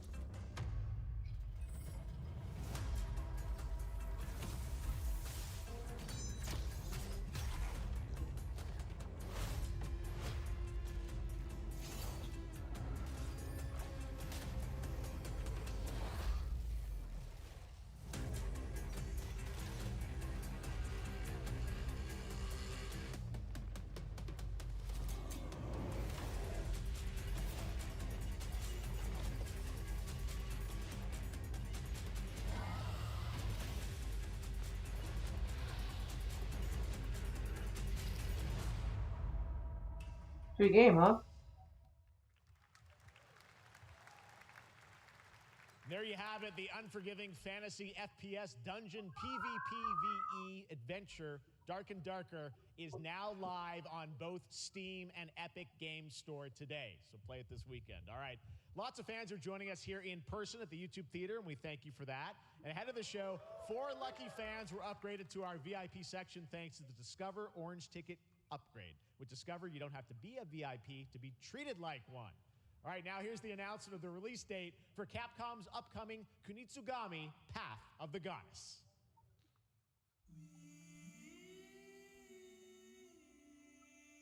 Capcom said, we really miss Okami, so let's make our own take on it.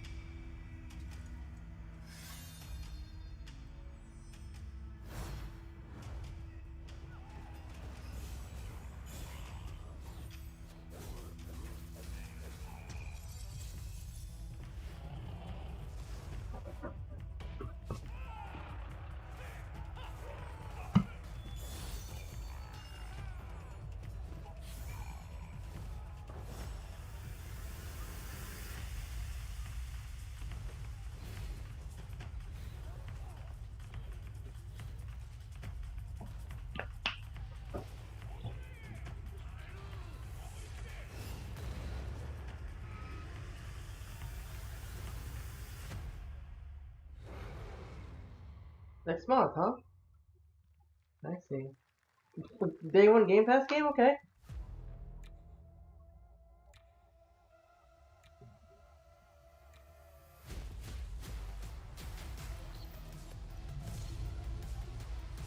No. Overgrowth is the name of an existing game.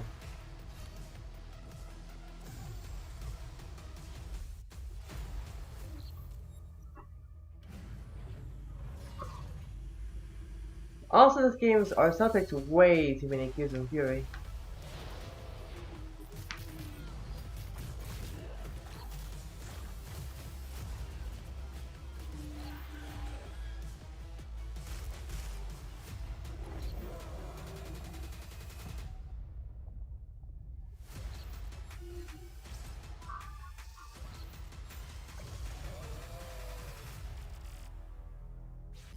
That was Hyperlight? I didn't know.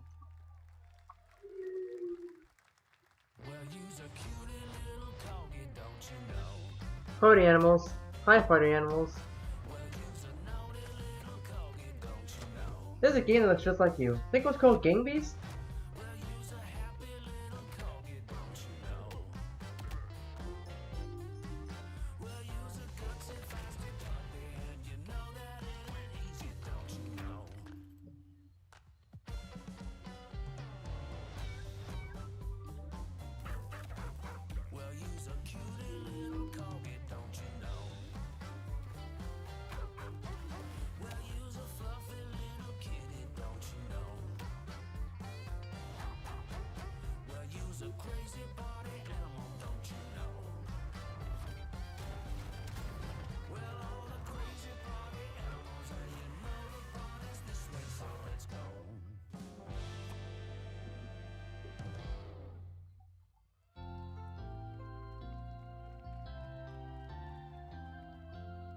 know you may have heard the stories about the fine people here at MCorp, so we wanted to take this time to dispel any of these completely unfounded rumors and allegations and reassure you that things here at MCorp and the city of San Amsterdam have never been better.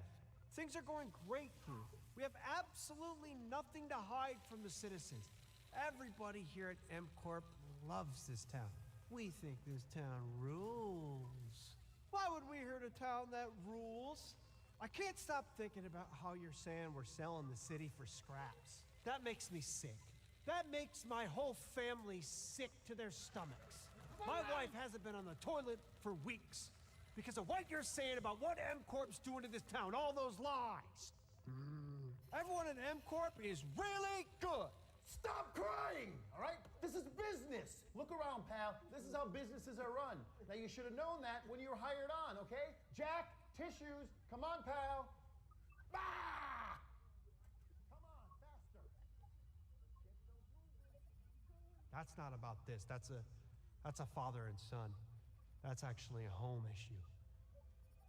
We love it here at MCorp, and we are not going anywhere. We'll be here a long time.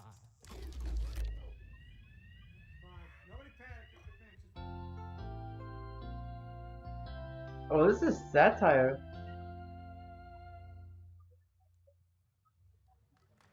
Possible alternate reality game. All right, welcome back to Summer Game Fest, and now let's head to Sam Amsterdam for a new look at Skate from EA. Oh Hey, no. Jeff, how you doing, bud? Oh, crap. Some really bad stuff's happening out there. They're gonna need a lot of help cleaning that up. That's bad. Oh, that's what this was.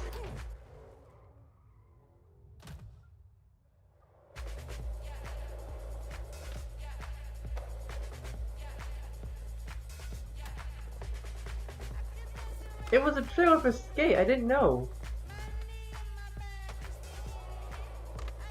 So, like, these games actually have a narrative now. Okay.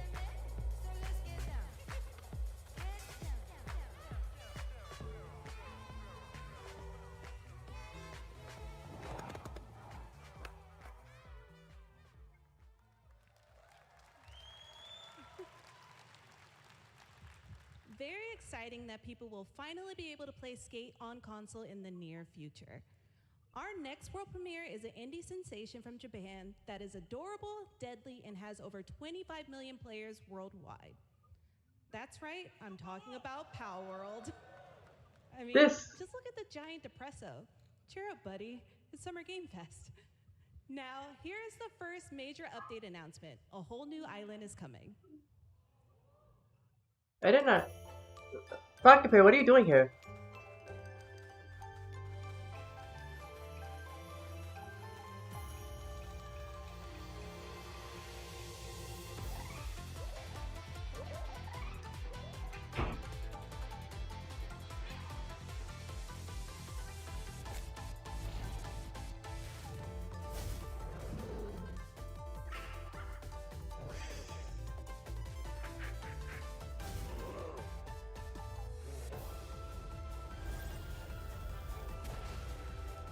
Well, that'll fix a whole host of issues I never experienced.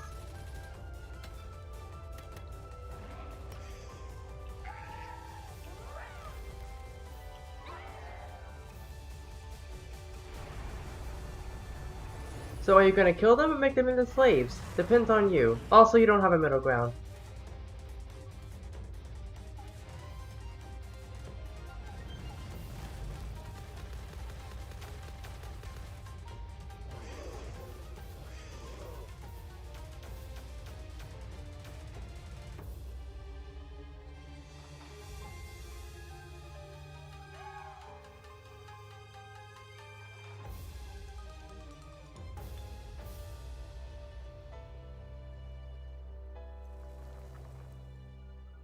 End of the month, huh? That was high on the Steam charts. Congrats to Power World on the new update. Next up, we've got a big announcement from Valorant. Here's Andy Ho and Anar Gilfison from the Valorant dev team. Guys. Thanks, Jeff. Hey, everyone. Since 2020, we have been fortunate to serve players in their pursuit of what we call the Valorant moment. The big plays and clutches you make while all eyes are on you. Millions of players all over the world have earned their own Valorant moments on PC. And today, the stage is set to welcome a whole new group of players. Let's take a look.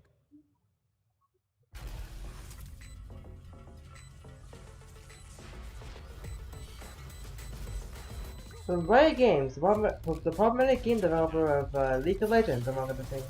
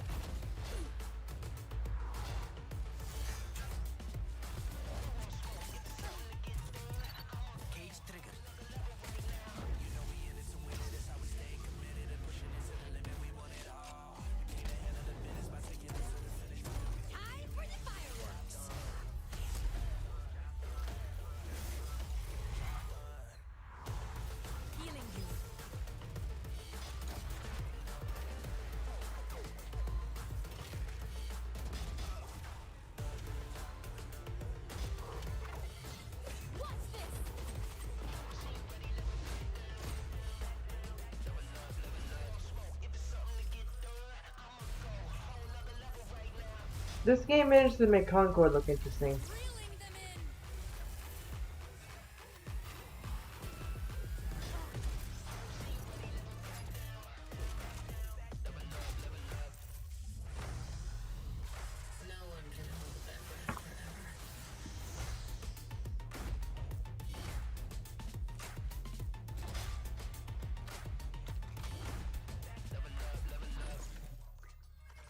Fun, brand new player base.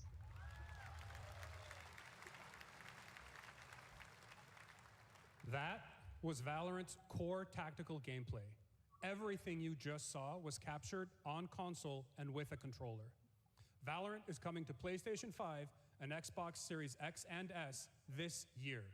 Our limited beta starts June 14th, and you can sign up right now at beta.playvalorant.com. We are so excited for your input to make sure that Valorant plays great on console. And we hope to see you soon in the limited beta. But before we go, here's the head of Valorant Studio, Anna Donlin. Thanks, guys. Hey, everyone. One of my favorite things about Valorant has been seeing the community build the game and the sport right along with us. For the last 4 years, we have been on the most amazing journey, bringing Valorant to players all around the world, most recently to China, where I'm currently at Valorant Masters, one of our largest global tournaments and community celebrations. Seeing the community evolve as new players bring their passion and expression to Valorant has been the biggest joy of the ride so far. And now we are ready and so excited to welcome a whole new group of players onto new platforms. We hope you'll join us, and we can't wait to see where you take us next. I can't be excited for Valorant. It just doesn't interest me.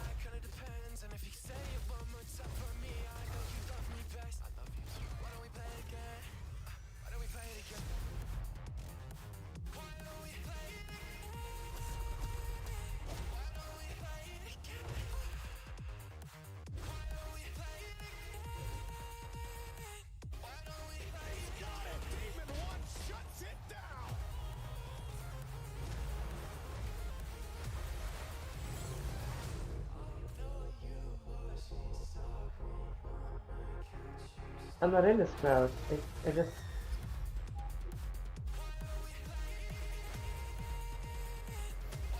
I'm just not. I understand why Valorant's here. I'm just not the kind of person that would play the game.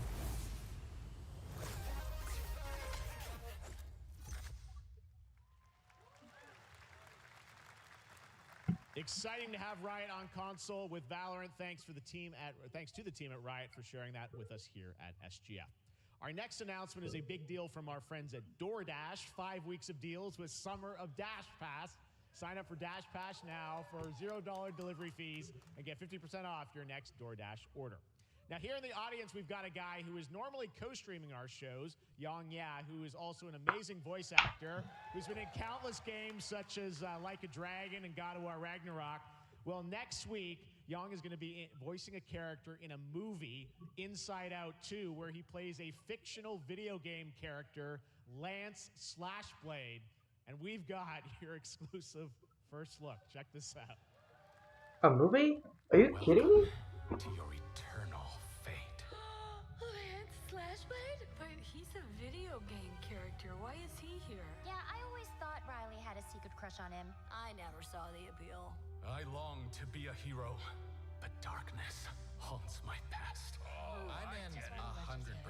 We were all banished here, deemed unfit, worthless.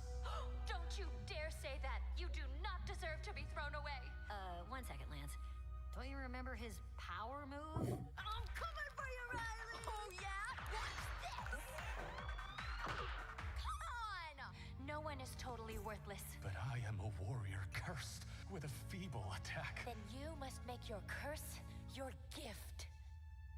Looks like this Gus is too green for my version of the screen.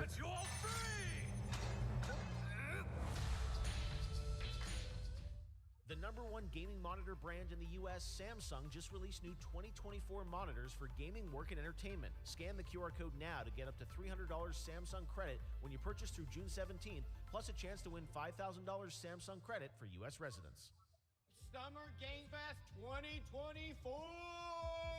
Look at all of you cooped up watching video game announcements. And yes, Chicken does look a lot like Ken Jeong. And today, Chicken is excited to share a new game that Chicken and Chicken's buddies are in called Squad Busters. You fight monsters, collect lots of shiny things, and Chicken has a big role. That's all that matters. And here is our big ad. Squad up. Cock-a-doodle-doo! Cock-a-doodle-doo! And that should fix the chroma key. Who are you? Look at your phone. I'm the chicken. We're here to make your life more fun. I'm fun. I drink right out of the carton. I don't think you know the definition of fun. Come on, get up. I am butt naked from the waist down, so... Get out of the f***ing bed, dude. Get out of the bed. All right. Tell me about yourself.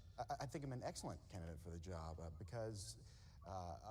Your swordplay, tell me about your swordplay. He is a bridge. He's one of the most equitable people I've ever met. Great emotionally. Also pillaged a few villages. I'm not a lawyer. Okay, I'm just a lumberjack. I think you're qualified to be an accountant, so. Which is why you'll have the job. Congratulations. What's the parking like? There's more where that came from. Oh, I hope not. Guys, maybe everything isn't a squad activity. Just relax your bowels, your mind. Who wrote this?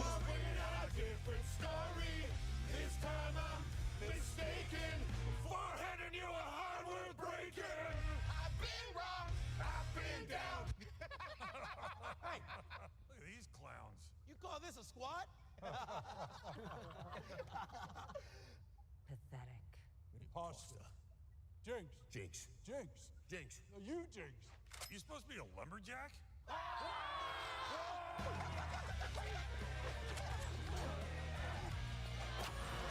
Hey, you wouldn't happen to want to go chop some trees, would you? I'd be delighted.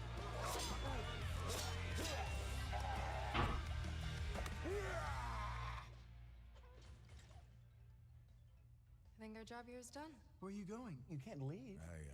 We ain't never leaving you. Goodbye. Here. That came from inside me.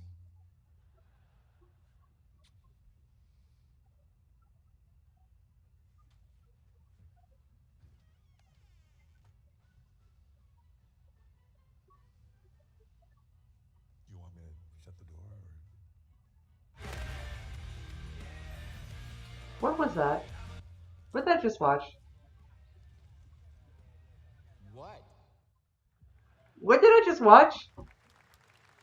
All right, please join me in welcoming to the SGF stage Monster Hunter series producer, Mr. Ryozo About time. Tsushimoto. Ryozo-san!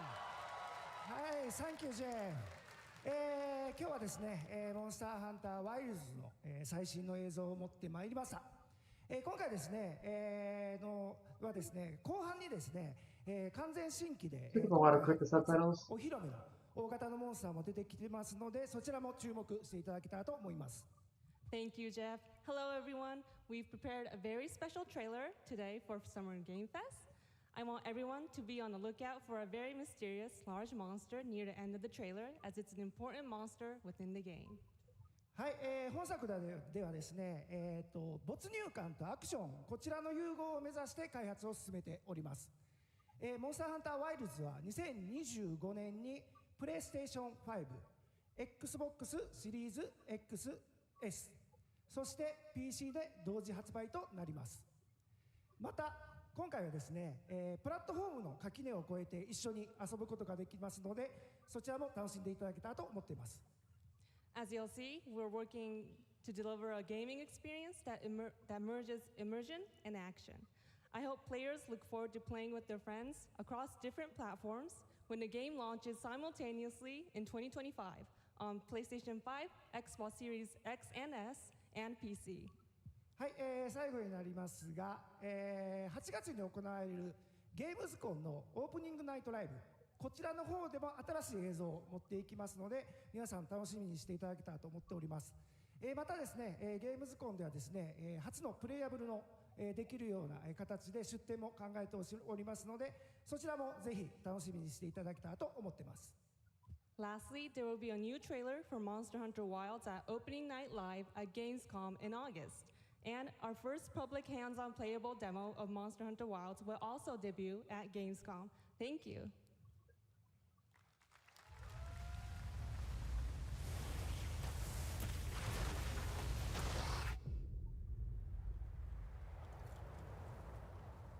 Over there!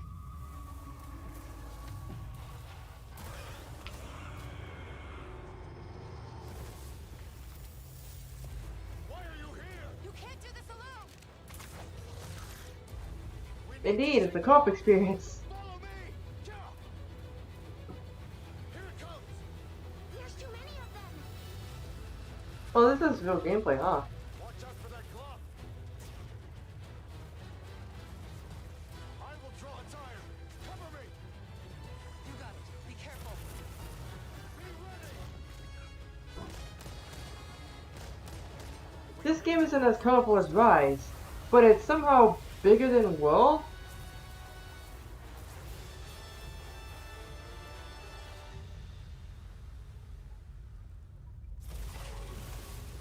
As I feared, it picked up our scent. I'll handle it. You find someplace safe. Thank you.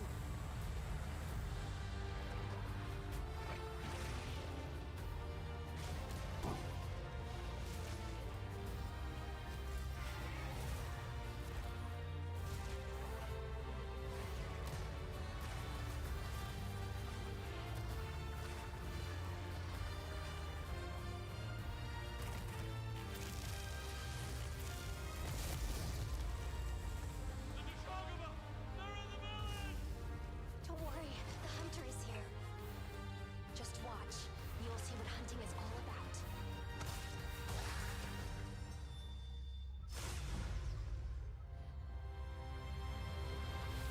I like that logo.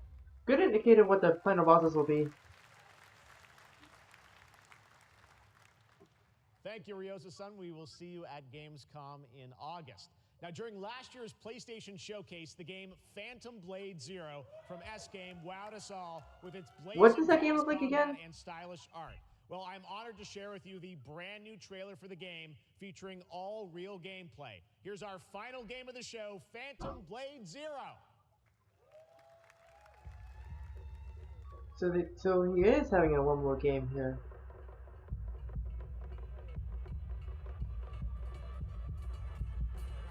Good thing Day of the Devs is right after this. How many days do I have left? 42 or 41? The Faceless is here! Don't go up there. Turn back before it's too late.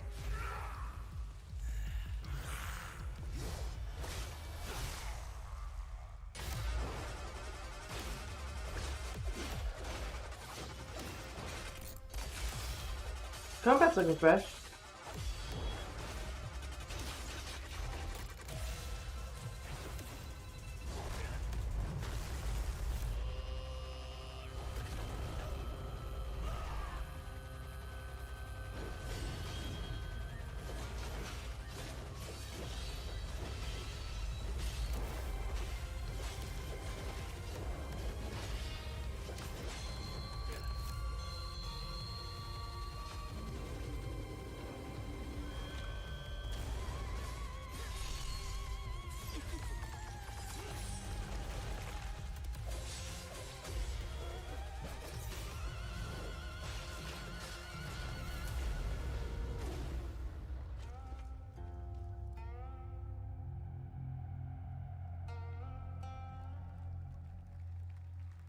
I see. That looks so good. Full demo that media will be playing this weekend, so you'll hear much more about that. And that's going to do it for our Summer Game Fest live show. Thanks to Joy for joining us. Thank you, Jeff. I had such an amazing time. Happy Summer Game Fest, everyone. Thanks, Joy. And we have so much more, so stay tuned because Day of the Devs is coming up live right now on the stream, featuring an hour of indie game reveals, including the next game from Cappy, and that's followed by Devolver Direct. Now keep checking SummerGameFest.com for other event streams this weekend, and we'll see you again live this August 20th in Germany for Gamescom Opening Night Live. Thanks for watching, everyone. Remember, Day of the Devs starts right now. Alright. Guess we get them a heads up then.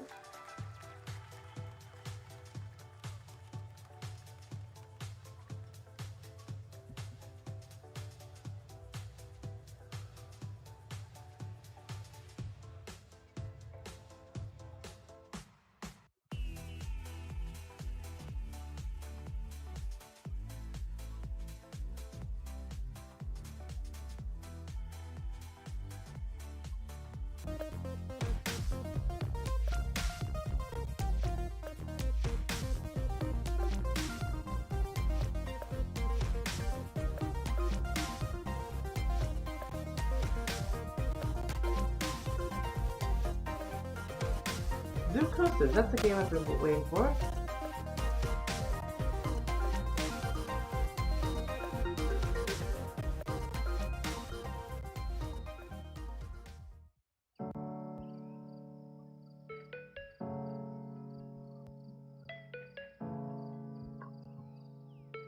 I can do anything, be anyone that I want, that I want.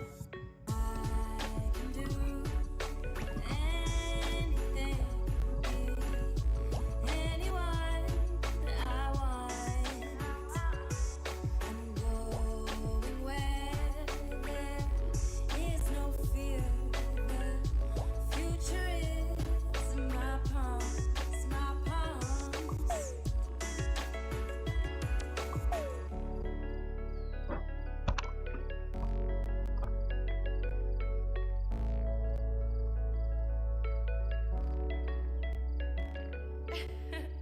I have to do the whole thing from the top.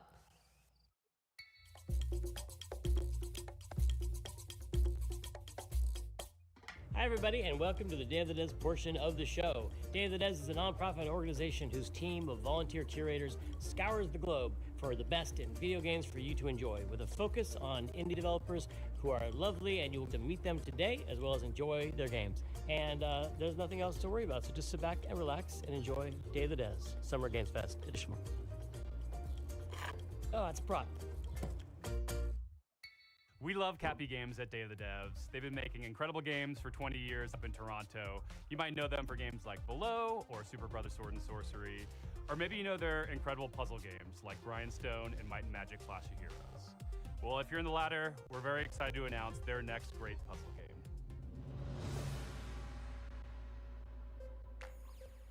Hi, I'm Eileen from Cappy Games. And I'm Dan, Cappy's creative director. We're so thrilled today to be able to give you a first look at what we've been up to at the studio since releasing Grindstone. Introducing Battle Vision Network.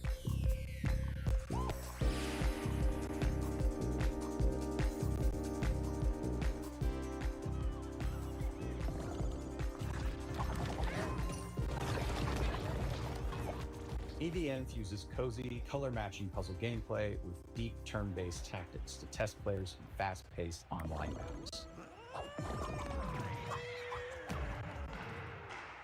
It's a 1v1 puzzle battle in the galaxy's most watched sport.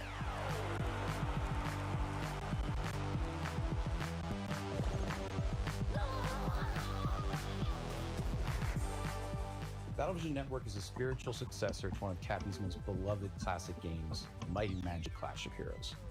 BVN reimagines Clash of Heroes' puzzle combat design to center an element that we at Cappy felt was one of its most interesting facets, multiplayer.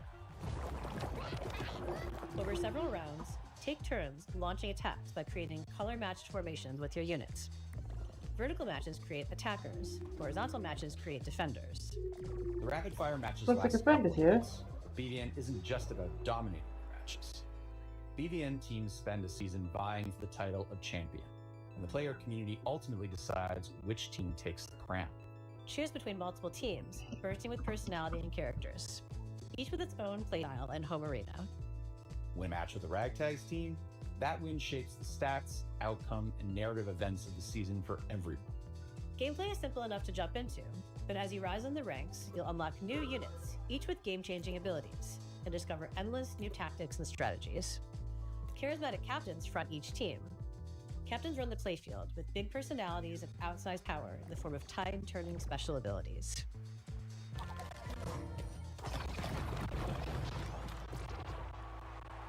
When building the wild world of BVN, we weren't just influenced by our own game, Clash of Heroes. We were also inspired by the theatricality and spectacle of Eurovision.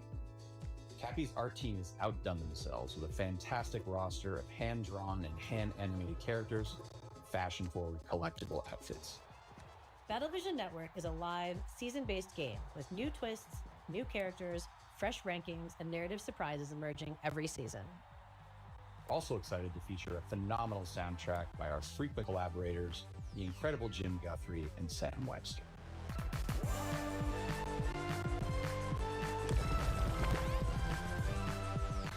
You'll be able to play BVN on mobile, PC, and console, and we'll be announcing more details soon. We're so thankful to Day of the Devs for the chance to introduce Battlevision Network. I'm grateful to our awesome partners, Netflix. Wishlist the game to join the fun. Battlevision Network. Our next title comes to us from the Game Bakers, a small studio in It's Montpellier, Karen. France, who claim to make games the same way they cook food, with a lot of love. It's Their next Karen. dish comes to us piping hot and fresh from the oven. It'll take us to dizzying heights, which quite frankly give me the heebie-jeebies. So hold on tight, making its gameplay debut today. This is Cairn.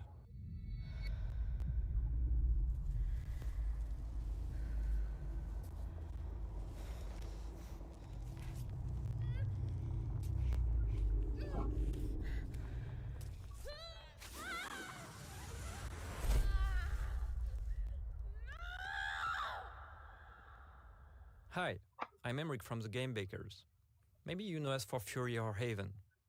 Fury was a hack and slash and Haven an RPG, but both were games about freedom. Live free, free to love who you want. Today I'm presenting our next game, Cairn, the final part of our Freedom trilogy. In Cairn, you play an alpinist who's climbing a deadly mountain. You put your life at risk to reach a summit that nobody reached before. You are obsessed by this ascent, and you are climbing to free yourself from your own chains. Cairn is what we call a survival climber. You have to climb, but also survive in the mountain. The climbing is very realistic. You can climb absolutely everywhere as long as you manage to keep your balance and stamina. If you are careless, you fall. Falling, trying again the same route or a completely different route, trying over and over.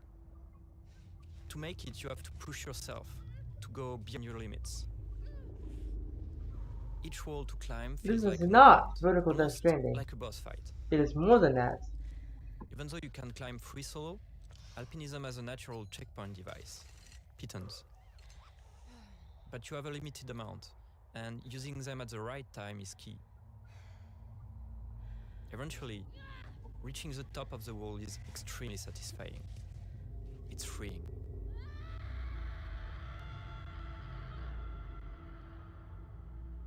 Thanks for watching, and wishlist the game to stay tuned. A That felt like two-person halfway through team the in game. Canada has been developing this next game in absolute secrecy over the last 3 years. And as a fellow Canadian, I call dibs on introducing it. You may also recognize one of the developers' voices from their wildly popular YouTube channel.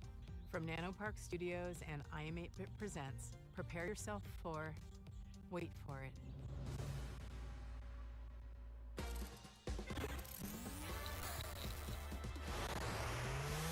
Hey, what's this?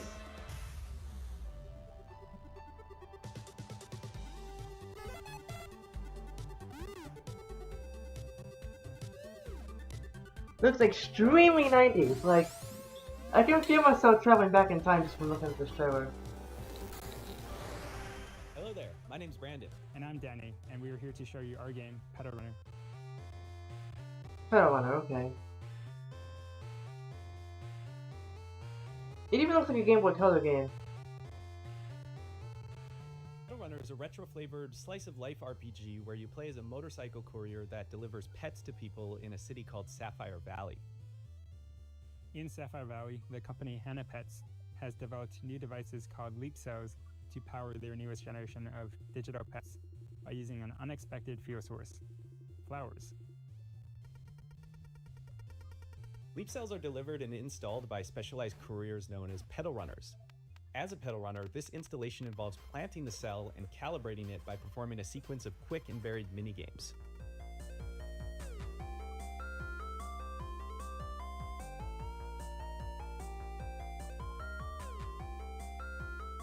Once that calibration is complete, the new Hannah pet begins to form.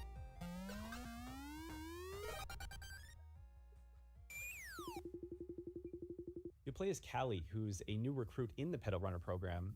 So being new in town and with a bit of a shy personality, Callie does encounter a few challenges along the way. Just from the difficulty of dealing with customers or talking to people in general, to their rivalry with a fellow recruit. Fortunately, Callie is joined by their pet companion, Kira. Kira is unique in that he's an older type of Hannah Pets, which is a simpler and now obsolete handheld model. So with that outdated tech, Kira has some quirks, like his battery isn't always reliable. But he's way more outgoing than Callie, and so he's great to have around when meeting new people. He's practically indispensable. The Pedal Runner program will take Callie and Kira through the 4 unique districts of Sapphire Valley. Along the way, mysterious occurrences will begin to surface, and we will encounter individuals who think that there may be more to uncover about the new Hannah Pets sensation.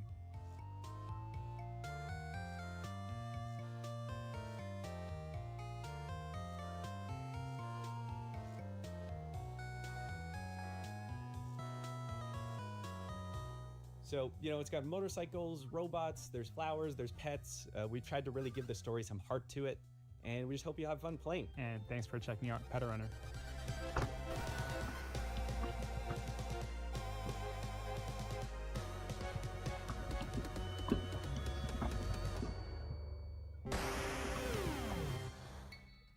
Developed in Shanghai by Polar Studio, our next game is a dystopian thriller that's as every bit Orwellian as it is Lynchian. It's a tale of temporal technologies, unimaginable body horrors, and psychedelic nightmares. This is Karma: The Dark World. I see.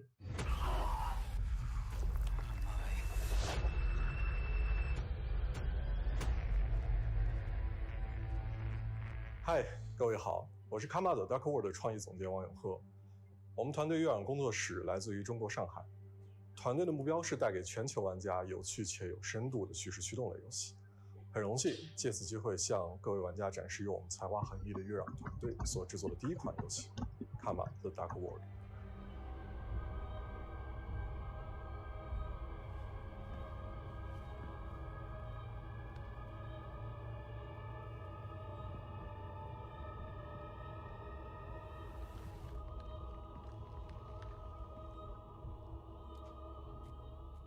这是一款第一人称叙事驱动类的心理恐怖游戏，玩家将扮演利维坦思想局的 ROM 干员丹尼尔，他的主要任务目的是潜入嫌疑人的大脑，并调查事件的真相。玩家将在2个不同的世界中进行冒险，去体验完全不同的情绪和故事。一个是在反乌托邦的现实世界，你将了解到扭曲、压抑、毫无人性的社会观。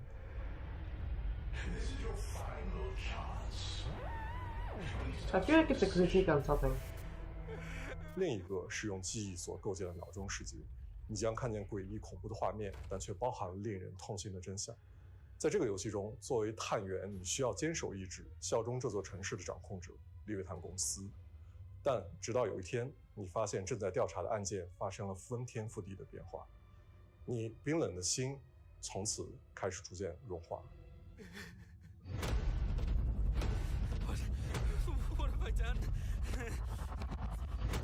这就是卡马的 Dark World， 一个你从没有体验过、带有浓厚电影风格的反乌托邦游戏。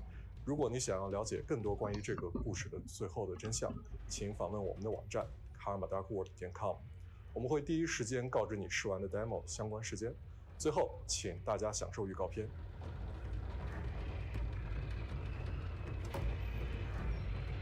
Fuck! My prosthetic! This isn't real. This can't be real.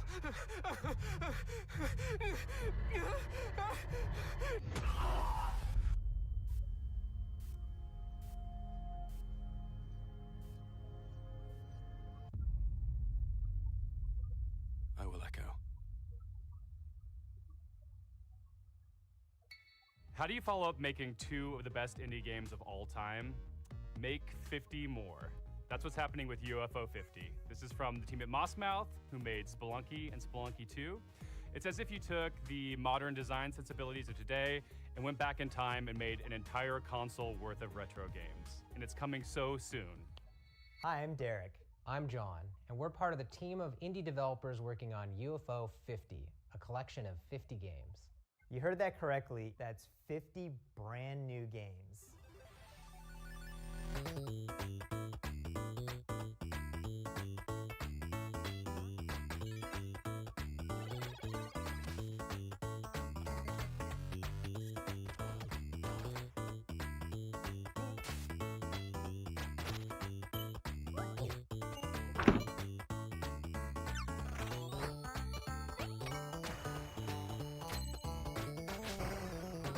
First and foremost, these are not mini games. Some of the games are smaller, like arcade-style games.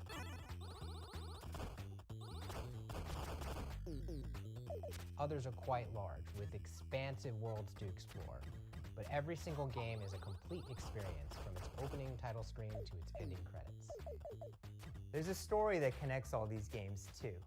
We invented a fictional company called UFO Soft that developed these games for a fictional 80s game console.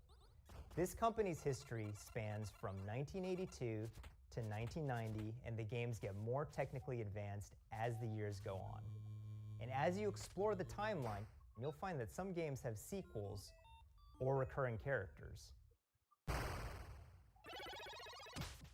We also thought about the limitations of the hardware. We devised a strict 32-color palette as well as audio restrictions to make you feel like you're in the world of UFO 50, no matter which game you're playing. But one area where we didn't limit ourselves is in the game's designs. We were happy to build on modern game design and genres, and we strived to make sure that each game felt like a unique experience. Our goal isn't just to remind you of a bygone era, it's also to provide 50 fresh experiences. We like to think that UFO Soft was a company that was ahead of its time. All of the games are unlocked from the start, so you can explore the collection in your own way. Every game's not going to be everyone's favorite, but figuring out which games you like is part of the fun. With so much variety, you're sure to find something to get lost in, whether you prefer fast-paced action games or thinky strategy games. And we all have fond memories of going to a friend's house and browsing their game library for something to play together. So half of UFO 50's games have multiplayer, either co-op or versus. Needless to say, UFO 50 has been in development for a long time. But today, we're very excited to finally announce a release date. That's right, UFO 50 is coming to Steam on September 18th.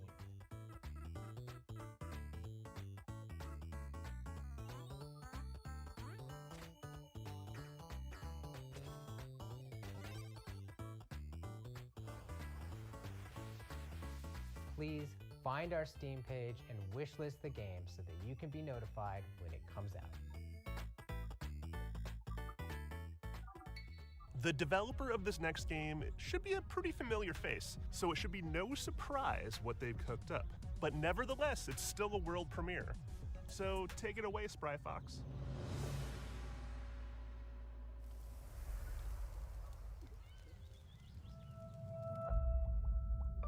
You might be wondering, why are you so silent during these game reveals? Well, if I said what I thought, I'd be crucified, so I'm gonna keep my mouth shut.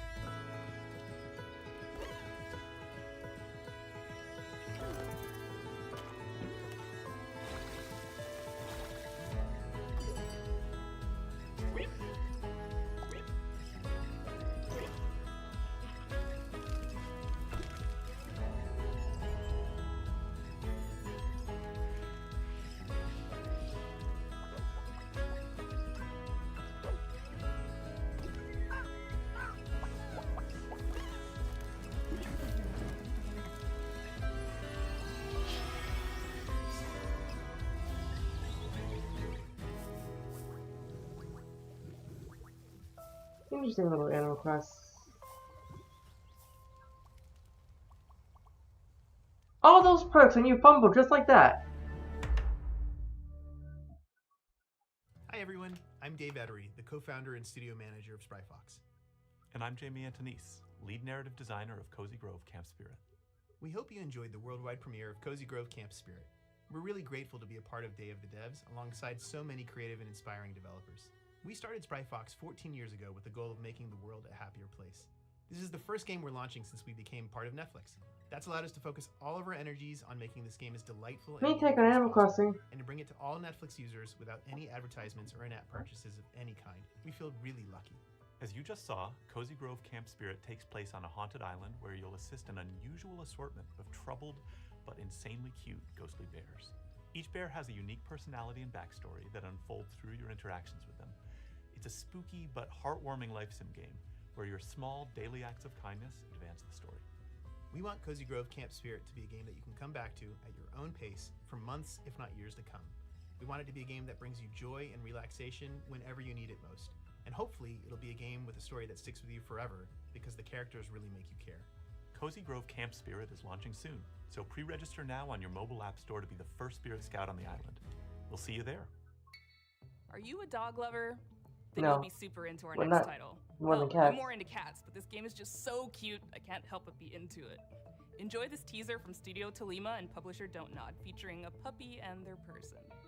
Hey, hello everyone. My name is Ben. I'm the founder and creative director at Studio Tolima. We're a small indie studio based in Brussels, Belgium, and we are working on our first title, Koira.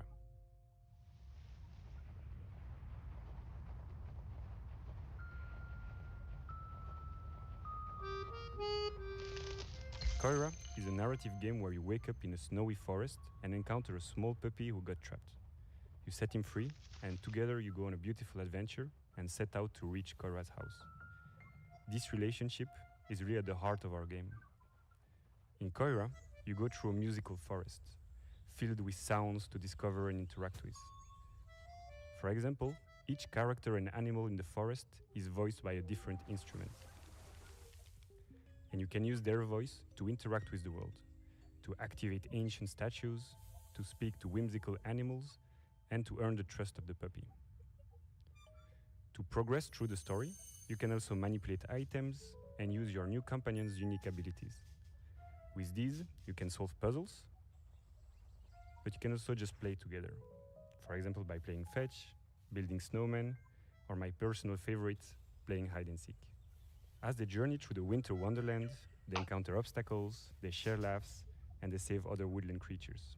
But if winter is magical, it's also dangerous. And they are not alone in this forest. Mysterious hunters are lurking around and following them. Our goal with Koira is to create a universal tale which focuses on the emotional journey. We want to create a game that is as immersive and intuitive as possible.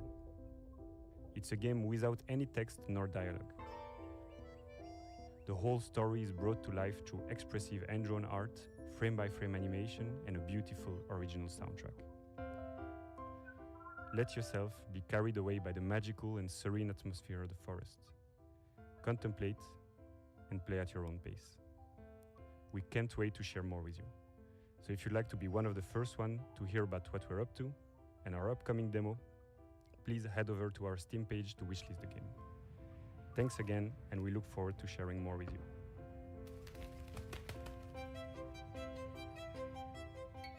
I love a good puzzle game, especially one with a really elegant design that evolves as you play. Better yet if it's got a beautiful art style or a captivating narrative to pull you through. Well, this game has all of that. This is Arranger from indie supergroup Furniture and Mattress. Hola, soy Nico Recabarren de Mendoza, Argentina. Hace un tiempo hice un juego de puzzles multipremiado llamado Ethereal, junto con Tommy Batista.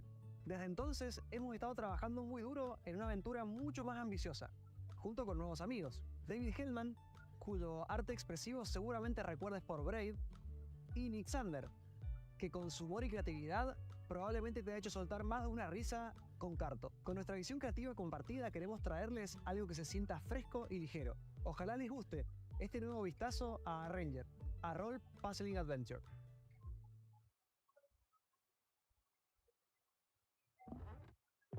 In Arranger, you play as Gemma, a slightly chaotic young woman who's looking to venture out beyond the overly cozy confines of her hometown. Always been a bit of a misfit, which isn't helped by the strange way that she moves through the world. As she moves, objects on the same row or column move with her, and if she gets to the edge of the gameplay grid, she loops around to the other side.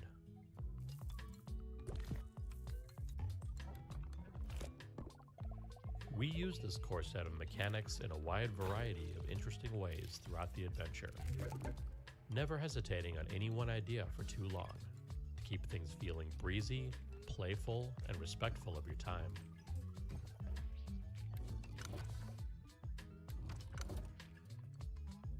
The entire game world exists on a sprawling, interconnected grid, on which you'll find towns full of lovable weirdos to chat with and advance the story. Wilderness spaces to navigate full of optional puzzles and exciting mysteries. And dungeons teeming with monsters to puzzle your way past.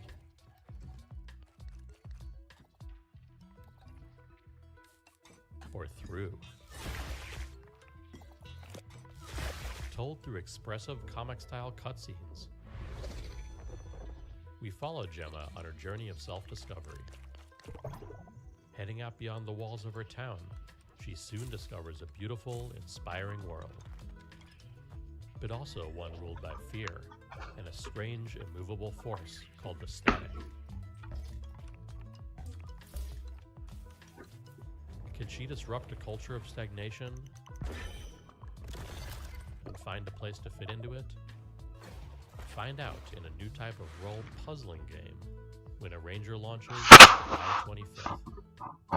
There's never been a bigger red herring than the developer name Cozy Game Pals, because their idea of cozy is a little twisted.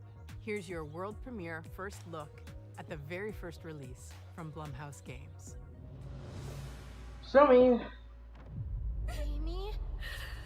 Are you okay? Of course that's a PS1 game.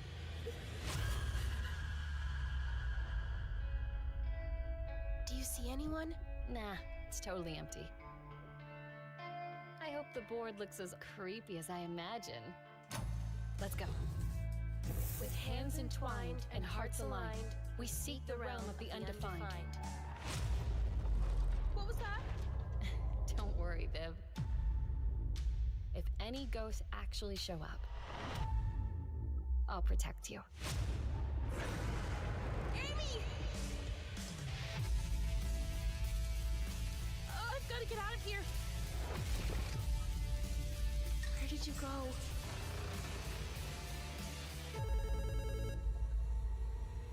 Hello?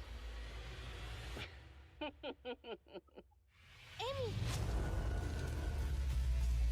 Just go home, Viv. I'll save you, no matter what. Don't worry, Viv. Everything is going to be spectacular. I'm happy here. So happy.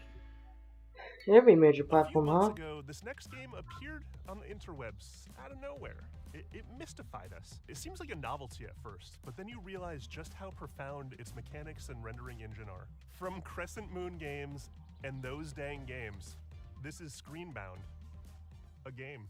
Hey guys, it's Josh Precison, and I'm the game director of Screenbound. Today we'll be talking with Kyle McKeever, who's the game developer. We'll be talking about the game's mechanics, how it started, and how it's going. Hi, my name is I've Kyle never heard of this McKeever, game. and I am the developer of Screenbound.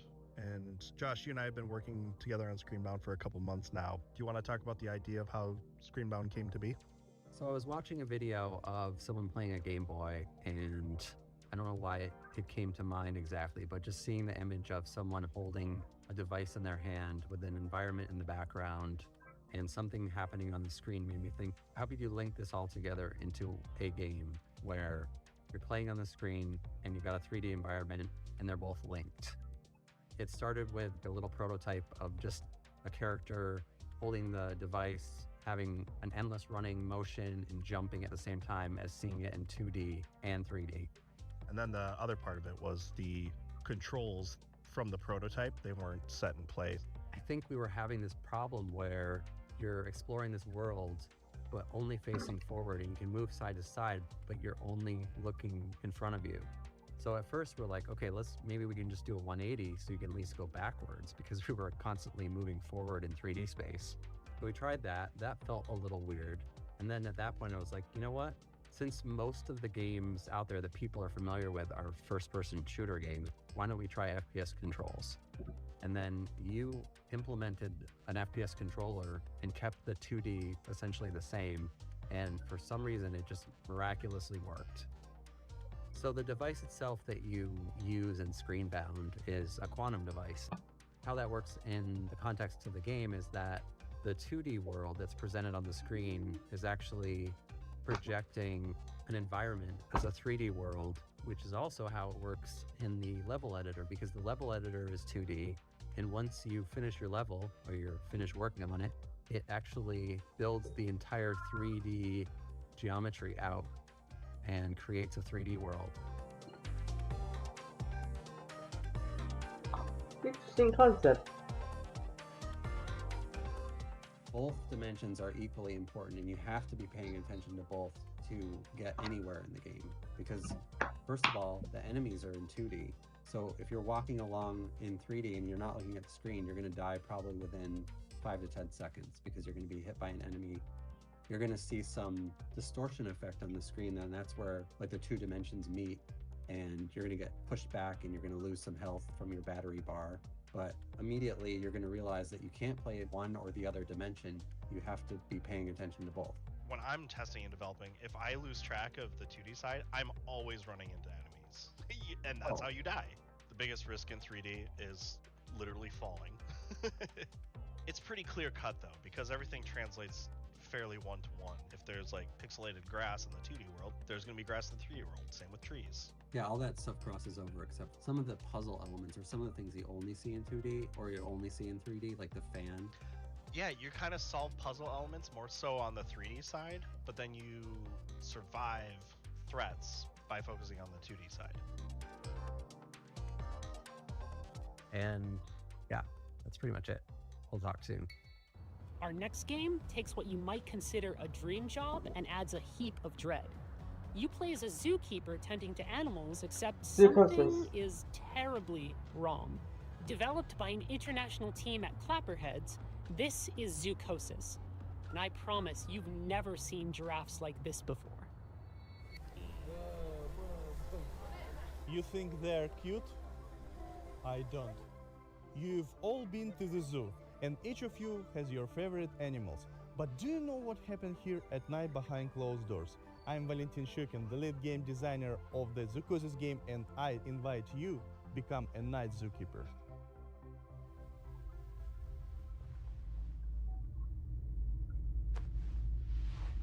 Oh, are you finally awake? Good. Get up. It's time to get to work.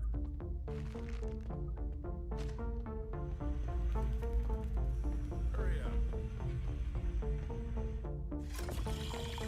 You have nothing to worry about.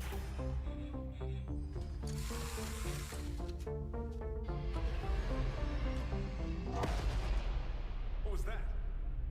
There's something in the works that you're not ready to know about yet. The plot of Zoocosis was written in the best traditions of the thriller and horror genres. We aim to create a dark atmosphere resembling the works of Hans Giger, Lovecraft, and Edgar Allan Poe. We achieve this through lighting placement, color correction, textures, and environmental props. This is our mobile veterinary station. Here you'll be mixing medications for our animals. Are they sick? Well, they can be.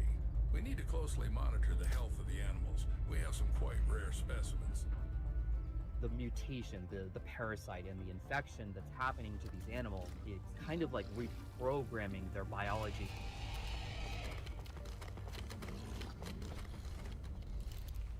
Clever monster design.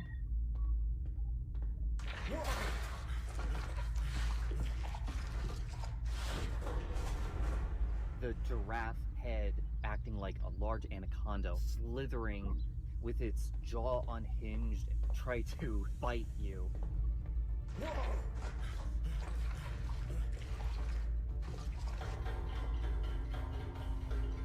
The concept of the giraffe set the basis of each animal having their own unique design in their mutation. There also will be many endings in The the game. hell? Each of the endings depend on the choices made by the player during the game. Planning out all the endings was quite challenging. We dedicated a substantial amount of time structuring the paths and dialogues into a unified framework to ensure seamless functionality. Every zookeeper is entitled to a service car. This one's mine. If you perform well tonight, you'll get one in the morning. Is that your wife? Should I tell her you're staying here for the night? Keep in mind, I'll lock you in until morning. Your main goal will be to save the edibles, including infected ones that have turned into mutants. Save them and save yourself. We really hope that you will enjoy the Zoocosis releasing this summer. Wishlist it on Steam and follow us on social media.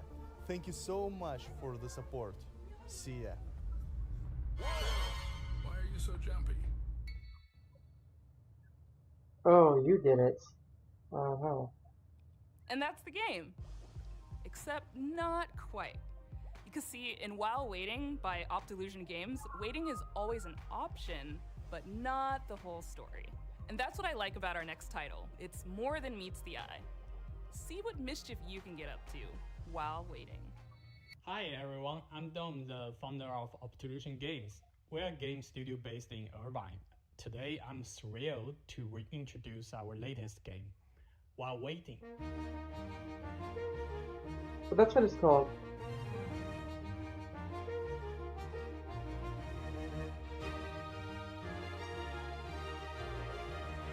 While While Waiting is a game about waiting for things to happen, waiting for the bus, waiting for the traffic, waiting for the line to move. Follow our main character Adam as he waits his way through the various scenarios of everyday life. Maybe you want to be a well-behaved kid and embody good old-fashioned patience. Or perhaps you want to get up to a little tomfoolery.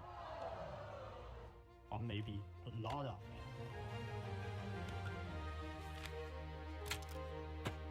For people who really want to do something, you can find your own way to kill the time. We also have prepared a list of meaningless challenges to help you with it. If they're too hard or maybe not your cup of tea, that's okay. We also have a very helpful fidget button, specially designed for you. Just press it. Explore over 100 hand-painted levels, each chock full of mini-games, fun little interactions, Easter eggs, and things you should definitely not try in your daily life.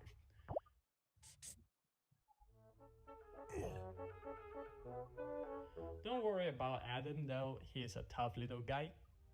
Get to know his family, his friends, and his victims as you follow Adam's life from birth to death with every mundane thing in between. But do remember, your goal is to wait, nothing else.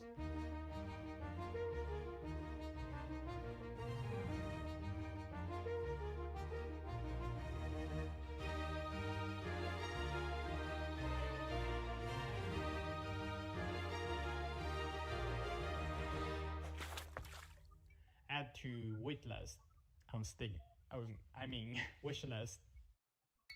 During the Yeah, it's selection also a process, waitlist. this next game really caught my eye. It's got cyberpunk vibes, horror vibes, ghost vibes, all the vibes. With this game, Toronto-based developer Rocket Adrift really captured something unique.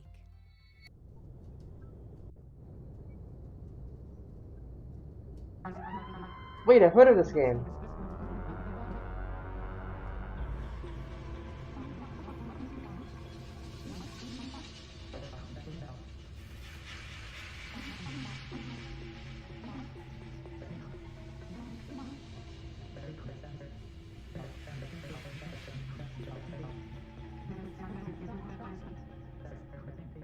Psychroma is a cyberpunk horror game. One of the concepts that we wanted to really emphasize was identity, what it means to be who you are, and how horrific it might be if that was stripped from you. The protagonist has amnesia. You don't know who you are. The idea of losing yourself, it seems like it should be the one thing that can't be taken away from you. We wanted to set the game into a kind of cyberpunk future. We were really interested in the paranormal concepts and the more grounded future technology. Cyberpunk has a lot of themes that fit well with the story that we wanted to tell. The idea of what makes humans human, having your environment really impact who you are and what you're dealing with, this kind of dystopian future. That's kind of horrific in itself.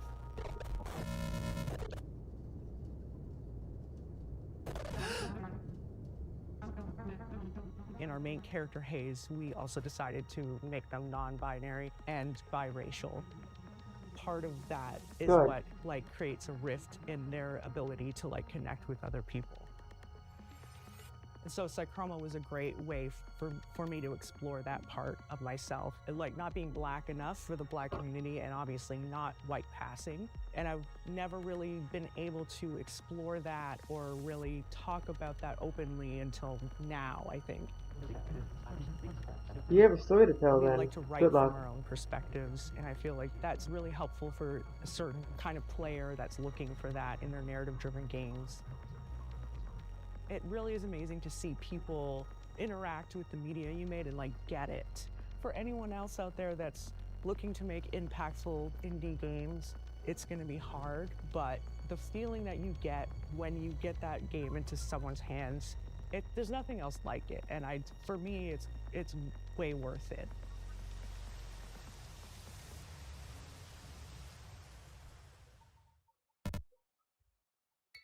It's time to get cozy, and this game is about as cozy as it gets, because it's about houses, just not quite in the way you'd expect. By Tanant Games, this is Building Relationships. สวัสดีครับชื่อธนัท บุษยางกูลครับจากกรุงเทพมหานคร and I'm here to show you probably the most stupid game you'll see all day today.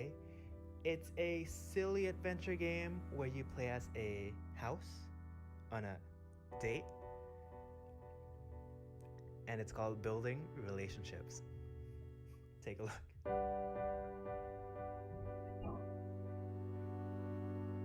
What have you done?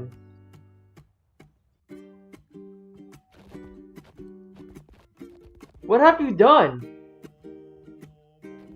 In this game, you'll find yourself as a new arrival on the island. You'll be exploring the area, moving around just like a real house. Here's a bunch of wacky structures you can meet, like Mint, who's a friendly apartment, here to help introduce you to the others. Or Millie, who's this tall windmill that might just step on you if you ask them nicely. You'll also find these jesters hiding around the island. They're not looking for a date, they're in a very complicated polycule, but they'll help you unlock new abilities like jumping and wave Let me be dashing. frank with you, I was not ready for this at If you're all. looking for a break, there's a bunch of fishing spots around the island, though the local wildlife might not be what you expected.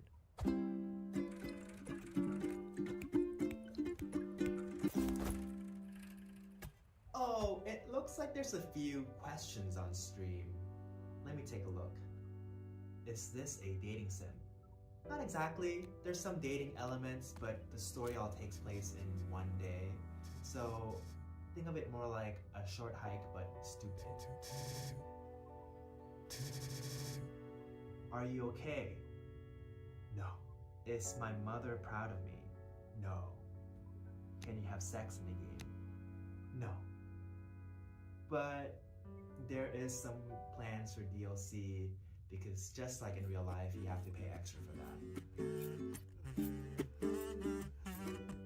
An unexpected adventure awaits in Building Relationships, which is now on Steam. Man, what am I doing in my life? Last summer, Day of the Devs featured What a is your little-known problem? game that celebrates the everyday and turns it into something therapeutic.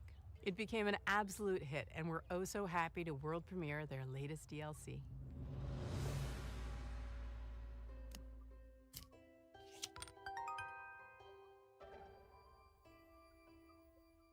Hello, I'm Annie. And this is Lucas. Here we are, working hard, finding stars for a little to the left. It's a game where you solve puzzles by organizing household items. We think it's neat that there are different ways to arrange things. In our game, you find stars with each arrangement that you discover. And we really leaned into this idea for our new DLC, A Little to the Left, Seeing Stars. Seeing Stars is all about multiple solutions. There are 33 new levels and 5 additional bonus levels to unlock. Some levels have up to 5 different ways to solve them. In total, there are 100 stars to discover. We've introduced interactive items that fold, flap, stick, stack, smash, and bounce. We've got the classic organizational puzzles, of course, and solutions that range from easy to tricky. There's a lot to be excited about, but the best thing of all might just be more cats. A Little to the Left, Seeing Stars, available June 25th. Have you ever wanted to play a game forever? And hello again, developed by the folks at Soup Island. You'll delve into ancient ruins, and thanks to a strange time loop affecting the island you're on, you'll have plenty of time to explore every inch. Hello again. My name is Dwight Davis, and I'm the sole developer behind Hello Again, which is a game about being trapped in the world's coziest time loop.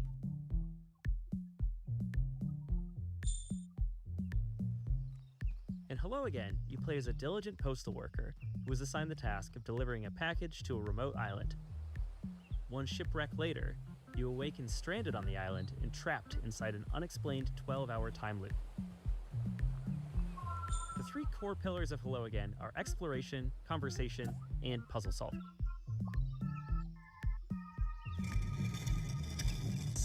This is a dense game with lots of strange locations and phenomena, so a lot of your experience will consist of walking around and filling your journal with observations. As you explore, you'll discover that everything runs on a clock, from the weather, to the tides, to the ancient circuits that power the ruins littered across the island. As you play, you'll also unearth a forgotten story about the people who populated this island thousands of years ago. Since the islanders have no idea that they're bound to a time loop, you can use your ever-expanding knowledge to help and/or manipulate them so you can reach your goals.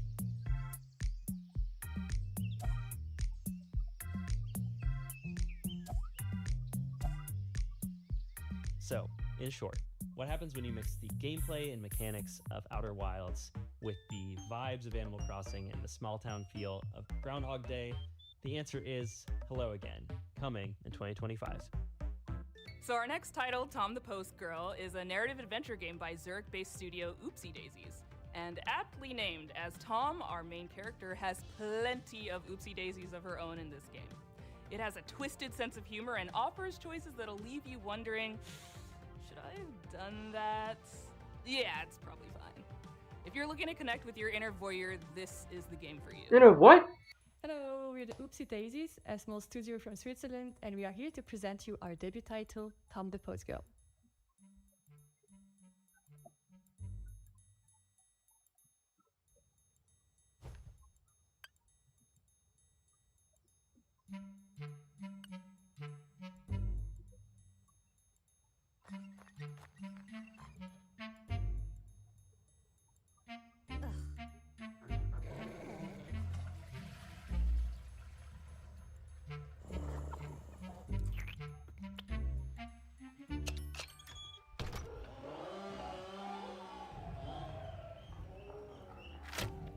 Accompany Tom on her duties delivering There's a lot of packages shit to the going on. besieged villages.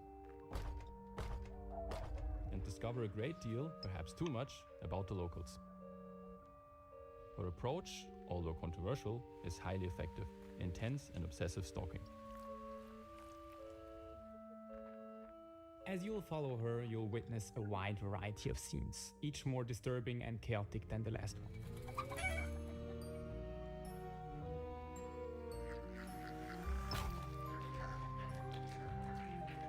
But is that really gonna stop you from continuing to do so? Quite the opposite. We were inspired by the Little Red Riding Hood, which you can recognize in the main protagonist, Tom. We then used her curiosity and exaggerated it to the max, turning her into a stalking post girl. We had a lot of fun creating this very strange, unique, hand-drawn environment for you to explore, and hope that you'll also enjoy stalking around in it.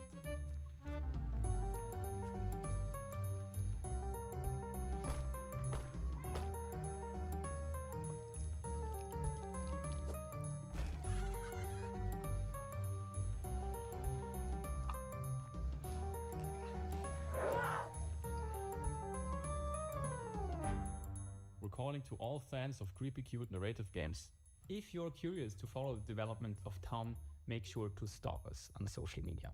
And of course, wishlist the game on Steam. Bye! Bye.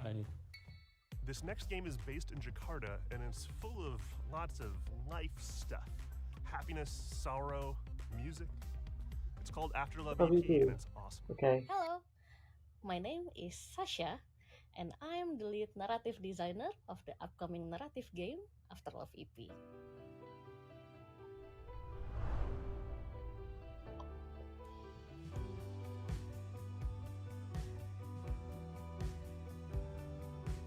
This game is about a musician in Jakarta who hears the voice of his girlfriend after her death.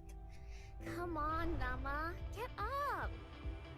It will explore the theme of love, dealing with loss and grief, and finding your true self in the bustling city of Jakarta. This game was the golden child of my best friend, the late Fahmi Hasmi, who sadly passed away in March 2022. And I know how much he loved this project, and he would want the world to listen to this story. So we are more than honored to pick up the torch and continue his legacy. Fahmi loved Jakarta very much. I'm always the introvert side of our friendship duo, and he was always the one who took me to all the wonderful places in Jakarta I used to never know about. And most of those places made it into the game, like the places where he loved ramen, or where he would get his coffee, or like where he would meet his friends, or music. And I've enjoyed exploring those places in the game, like we used to do.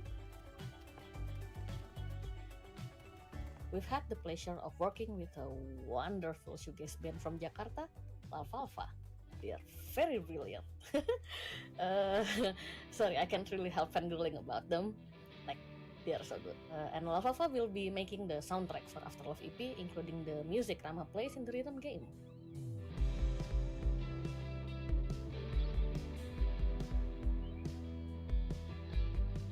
We are also really happy to be working with our main artist, Soyatu.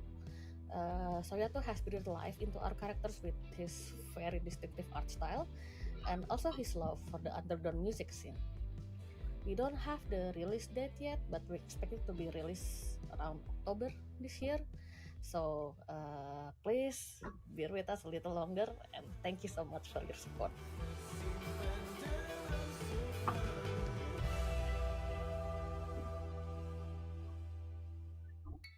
We all need a good mystery to unravel, and the team at European developer Caligram Studios aims to please with their upcoming game Phoenix Springs. In this neo-noir adventure, you'll search for your lost brother while navigating a captivating world with one of the most striking color palettes I've ever seen. Hi, I'm Jigme Oiser, co-founder of Caligram Studio, and it's my pleasure to introduce you to our mystery adventure game Phoenix Springs. When I finally find him, my brother makes me promise not to go to the Oasis. So, of course, it's where I end up. You play as Iris Dormer, a reporter whose search for a brother leads her to this beautiful yet eerie desert oasis named Phoenix Springs. It is a beautiful place to explore. Life is What the hell is this? The air is clean. Secrets are kept. But should I stop looking for answers? We call it a modern point-and-click game.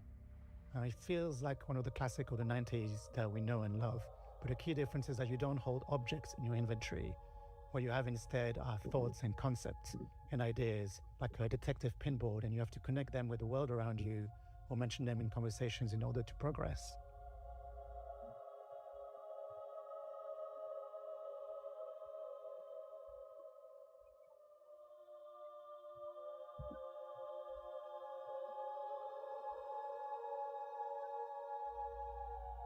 The game has been in development for 7 years now. We're a small team of 3, and one of the biggest challenges was trying to crack the art style, which is a combination of 3D and traditional 2D hand-drawn animation and illustration.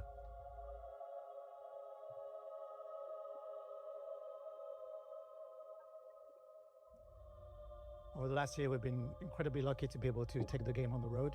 Places like South by Southwest Sydney, the London Games Festival, or IndieX in Lisbon, where he won the award for Best Art Direction.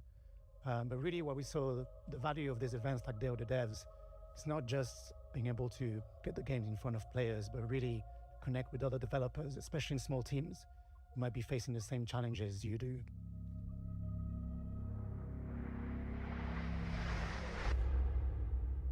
I will never stop looking for answers. The game is set to release on September the 16th, 2024 on Steam, so you know what to do. And in the meantime, on behalf of the whole team, thanks again to Day of the Devs And we really can't wait to welcome you all into this little world that we created for you.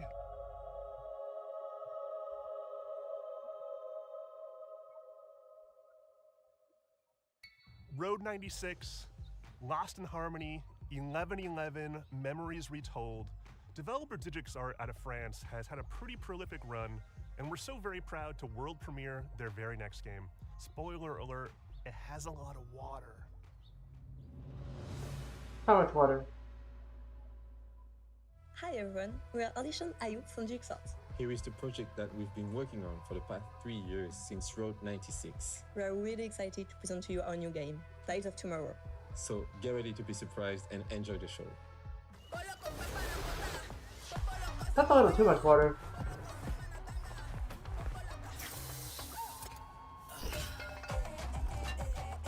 What was that? Welcome to Pleasureland, my friend. Best place to... Wait, you look familiar. Welcome to Pleasureland, my friend. I'll introduce you to the joys of this amazing place. You okay? You're not gonna die, right? Yes, the bastard! You'll learn what it costs to steal from Oben. I hope it's the right one. They have the same clothes. Wait, that's not the thief. But it was your friend who did it, right? I made the mistake. You want to talk to me? Get on your knees first. Bastard! You won't get away with it. Your friend escaped with my Ozen. And now, you'll pay for it.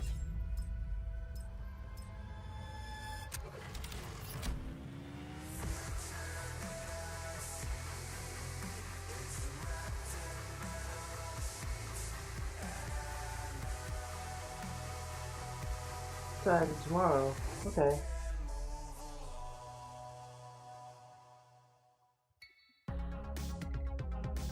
With Day of the Devs, our mission has always been to celebrate the creativity, diversity, and magic of video games.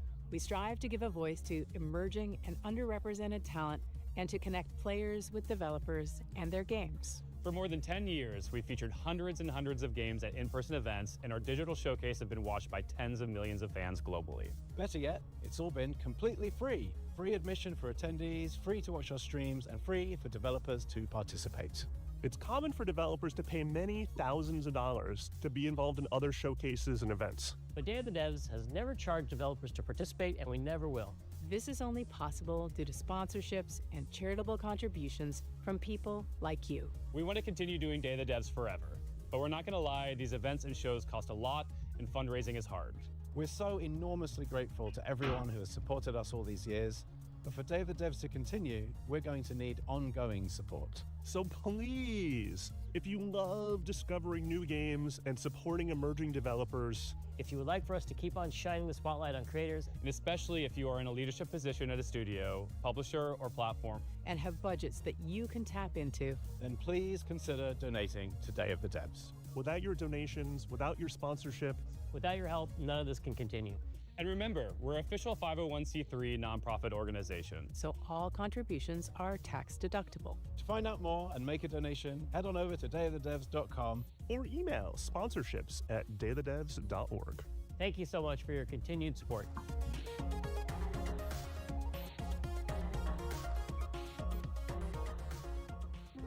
Stay tuned for Devolver Direct, coming up right after Day of the Devs. Thank you to our generous individual contributors and corporate sponsors. We could not do this without you. And here's a list of all the amazing companies that have supported us in 2024 so far. You could be on this list too, if you email us today.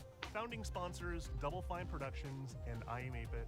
And our 2024 sponsors, Annapurna Interactive, Bone Loaf, Devolver Digital, Egg, Glum, Idea Xbox, Maximum Games, Netflix Games, Nighthawk Interactive, Panic, PlayStation, Pop Agenda, Sabotage Studio, Studio MDHR, Summer Game Fest, UFO 50, Exola, Blumhouse Games.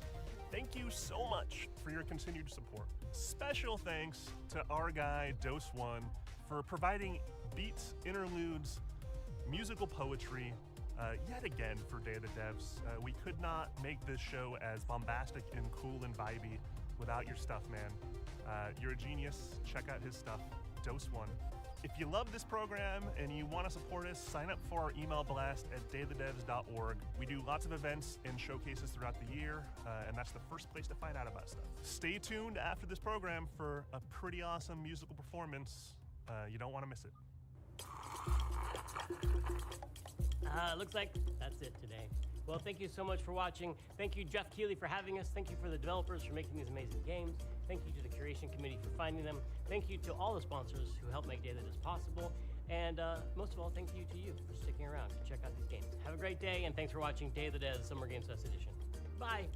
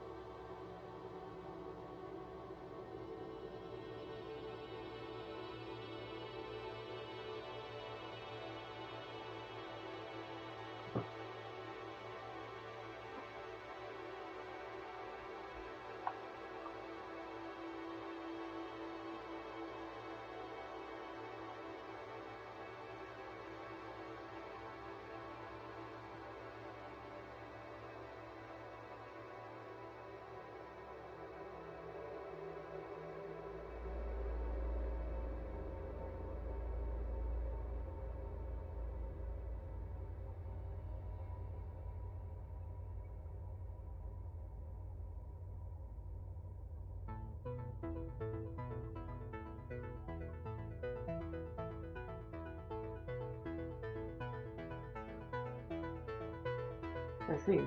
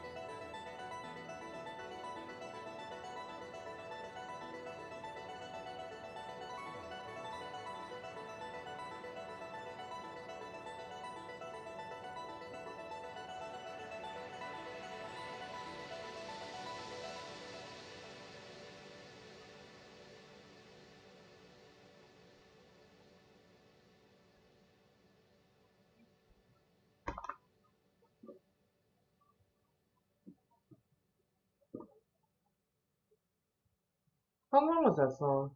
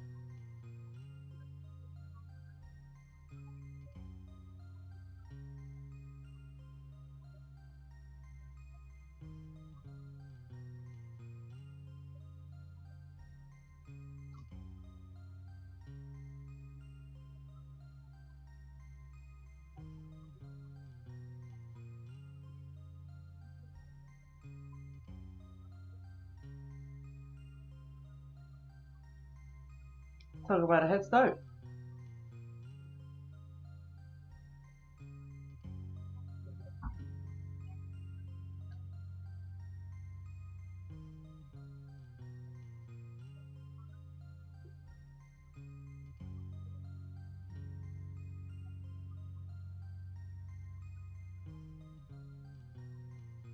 Okay, I understand.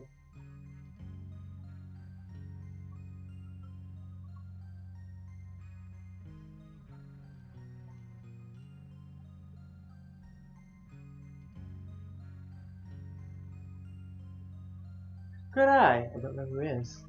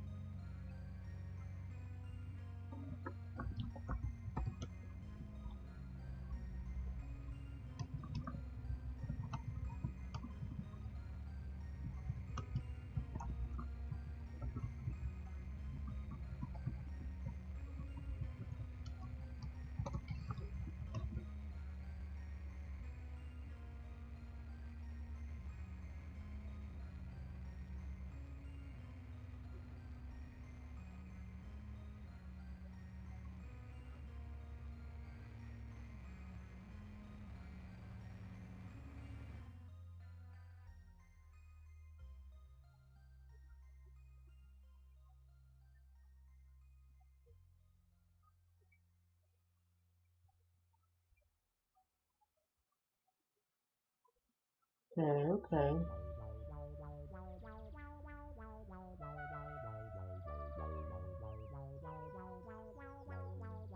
When people ask me what I like to do with my free time, I tell them that these days, I'm afraid I really don't have any free time. My life is pretty much scheduled down to the minute.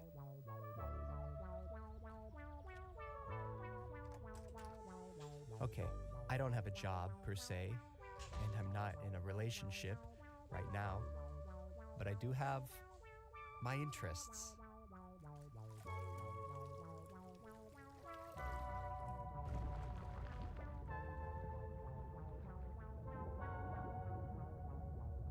I guess you could say I'm passionate, maybe even a little obsessive, about Devolver video games. When I think about the many enjoyable hours I've spent playing my games, I say to myself, what a wonderful world it is we live in. And I say thank you. Thank you to all those who have made my life so damn fun.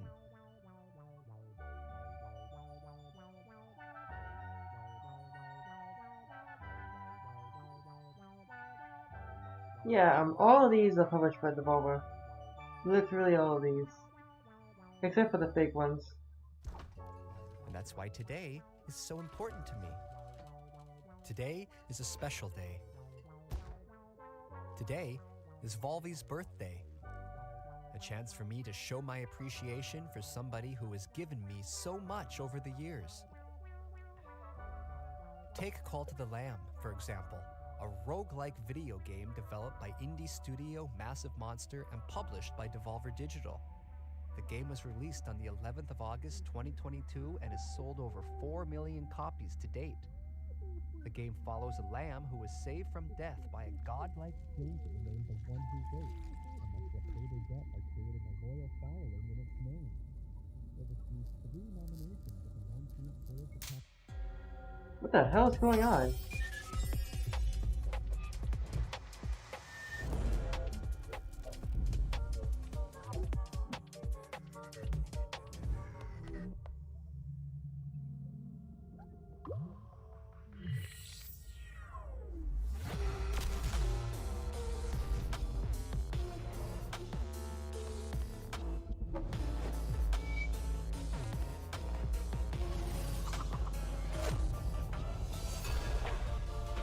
Oh, finally they add multiplayer.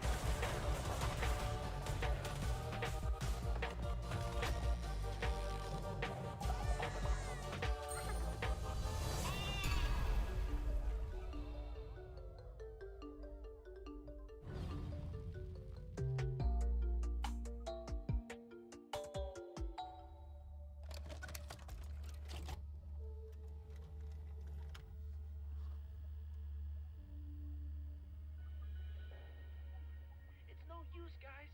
Fishpig and the Warlocks have trapped us in. That madman. He won't stop until he has turned everything into toxic waste. Yes, Robotia.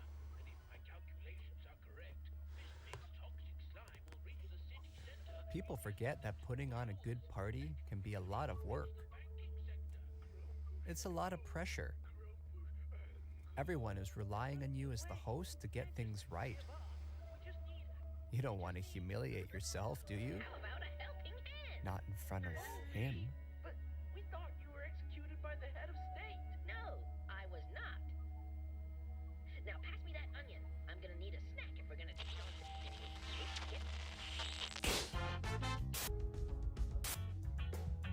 The Crush House is crushing it as the country's #1 reality show. You have a sense of humor, alright? Up this week, the insatiable fans, beloved sponsors, and savvy network execs won't believe what's in store for our cast of potential lovers and haters.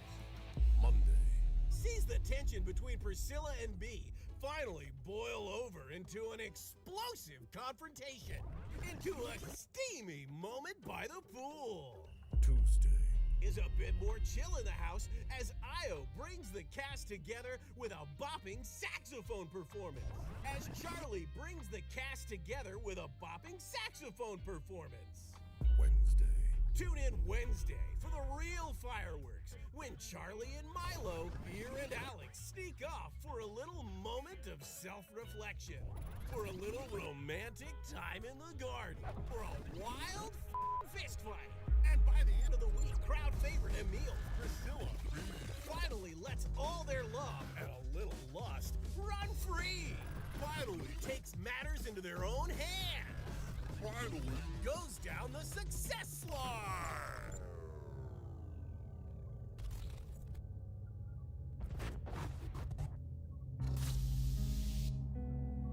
Did I miss something? Do not miss this week in The Crush House. There will never be anything like it ever again.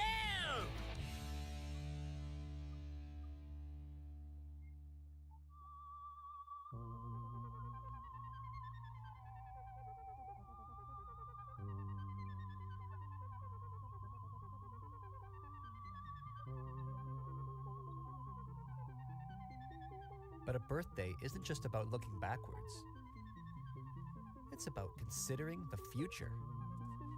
Sure, we've had some great times over the years, but who's to say that next year's won't be even better? I know Volvi has so much more to offer us. Who knows what he'll do next? Perhaps something truly unexpected. Maybe even a new genre. A rogue foo city builder. I made that up myself, but I like it. Something fast-paced, inspired by martial arts movies, set within the confines of a vast yet claustrophobic city dominated by vicious gangs. Each run is different depending on which of these crime syndicates you take down first. Maybe even crafted by the talented Dead Cells designer Sebastian Bernard. Wow, fantastic. Now that's the kind of game I would play. Now that's the kind of game I would play.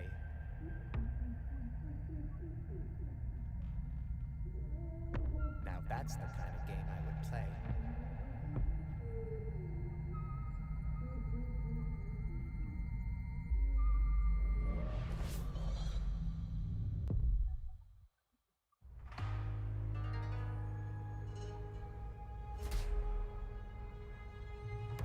So that's what you're working on.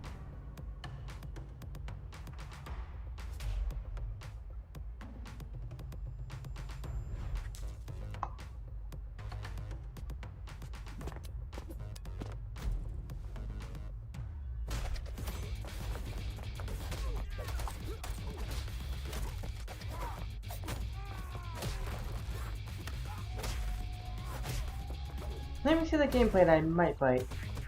Sold.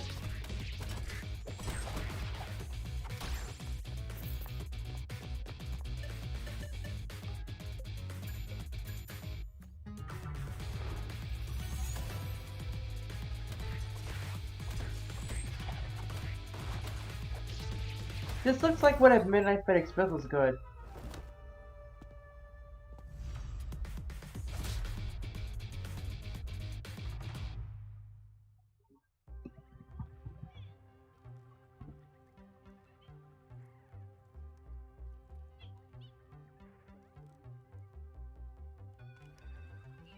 Of course, video games are not for everyone. Some people prefer to spend their time outside exploring the natural world, or watching their team win the big trophy. Yay! And to them, I say whatever works for you. We all have our passions, and if you're going to be passionate about something, then why not go all in? And hey, if you don't care about anything passionately, well then I feel sorry for you. I guess what I'm trying to say is that it's important to be true to who you are. That might sound easy, but a lot of people are just too afraid, too scared of being judged, to look in the mirror and say, yes, this is who I am. I'm not a robot. Talos Principle 2 is a puzzle adventure video game developed by Crow Team and published by Devolver Digital. A sequel to the Talos Principle, 2014. The game was released in November 2023 to critical acclaim. The sequel builds on the first game's origin story of robot kind by exploring the newly emerged robotic civilization through the newborn eyes of 1K. It has been described as thoughtful, heartfelt, and deeply moving. I just wish there was more. Road to Elysium is a 3-part coda that allows you to dive deeper into the world of the Talos Principle 2 and put your puzzle-solving skills Is that to game the out? test. In Orpheus Ascending, you return as 1K and enter Cerebai's mind to retrieve the shattered fragments of her personality. Set in a gorgeous environment inspired by ancient Egypt, Huh, this it's been out for like challenges a few you to months solve now. puzzles unconventionally, giving Getting DLC Cerebai now. a second chance at life. Step into the shoes of Yakut and visit the Isle of the Blessed.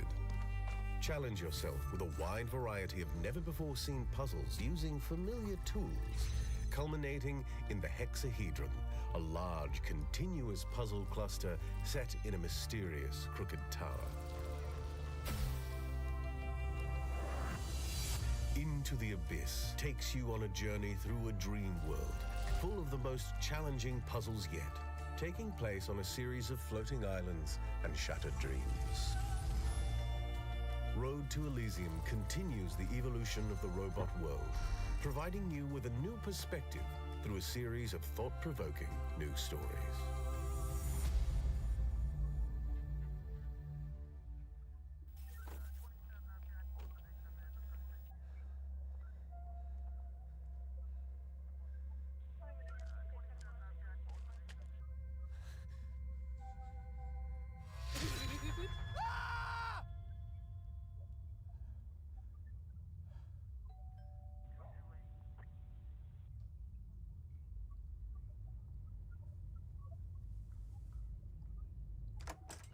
Quite a compelling narrative for what it's worth. Hello. Good evening, sir. I hope I'm not interrupting anything important. No. We've had some complaints about some noise. One of your neighbors has described hearing strange sounds. Strange sounds. That would be my TV set. I like to keep my shows cranked. I like to get lost in the experience. Okay, maybe in future keep your TV and any other devices at a reasonable volume. I'm sure I don't need to remind you of the law against noise pollution. I don't want to have to waste any more police time dealing with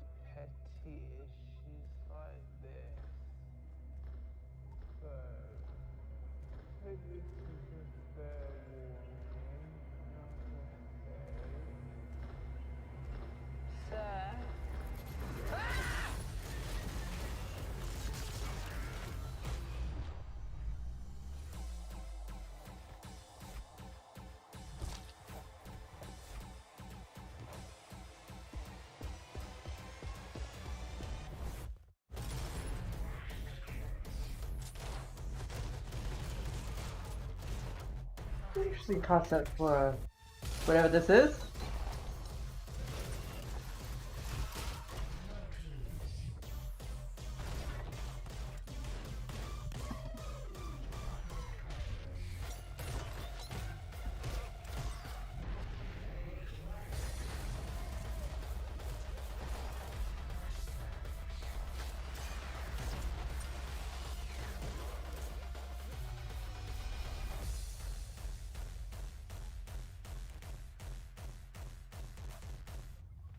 Are you okay, sir? Yeah, absolutely. Yeah, you know what? First thing tomorrow, I'm gonna go around to everyone in the area. I'm gonna make things right. A formal apology and a card. I don't think that's necessary, sir. Just keep the noise down. Yeah, I'm gonna switch it off. A day without TV would probably do me a world of good. Okay, so thank you, officer. Where'd you keep your TV then? Oh, I have a few just dotted around the place. You know, like I said, I like to immerse myself in the experience.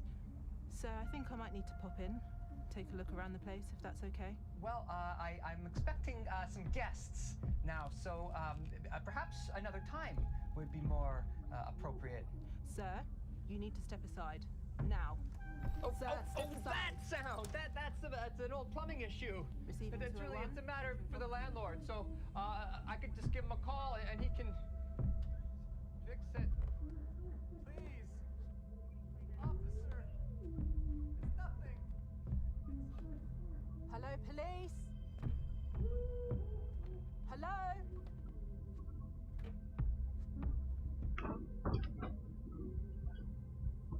My resting heart rate is precisely 65 beats per minute. Rapid elevation is often attributed to stress. My heart machine is an American independent video game development studio founded by Alex Preston. The studio is best known for developing Hyper Light Drifter 2016 and Solar Ash 2021. But rumors suggest that they may have another project on the way. It may or may not feature a rich interconnected world built to be approached in many ways, non-linear, with emphasis on clear choice for where to go next. This purely hypothetical game's narrative balances the bleak reality of the characters with absurdity and humor. God help me.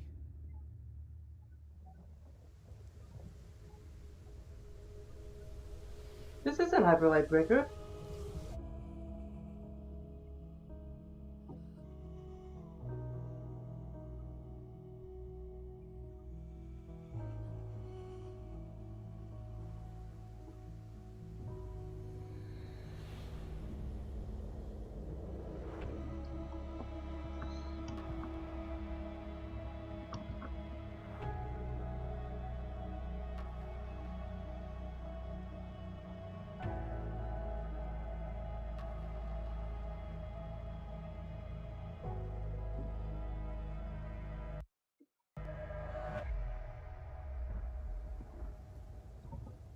Possessors.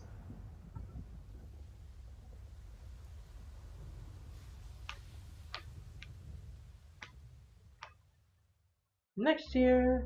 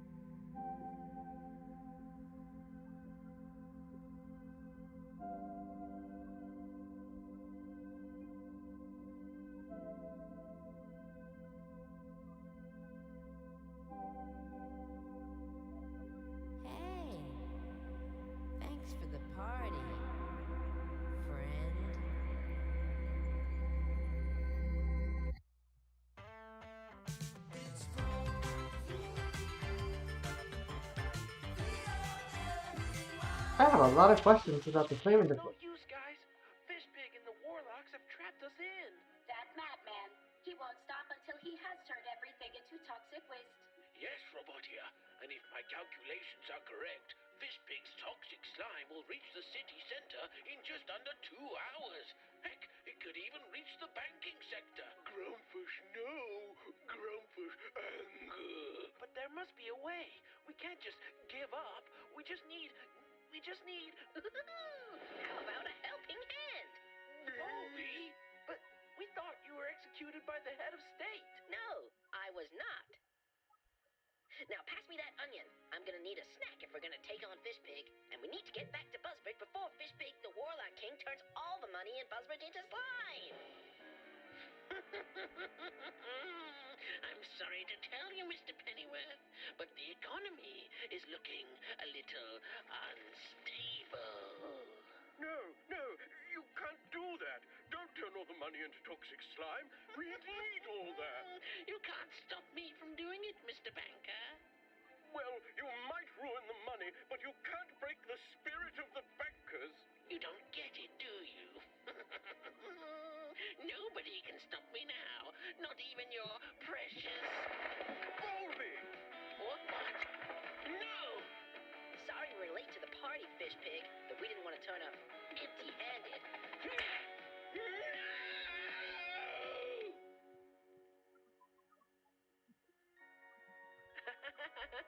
Well, I guess we don't have to worry about Fishpig anymore. I'm looking forward to just hanging out with my buddies. Who's up for a pizza at mine? I hypothesize a ham and pineapple slice or two. Sorry, friends, but I gotta get going. Huh? But Volvi... I've got to get back to the Vol Dimension, Volvinia. I've got a family to look after. And besides, pizza pie is greasy and gives me shit diarrhea. He's right, guys. No pizza tonight. Eating healthy is important.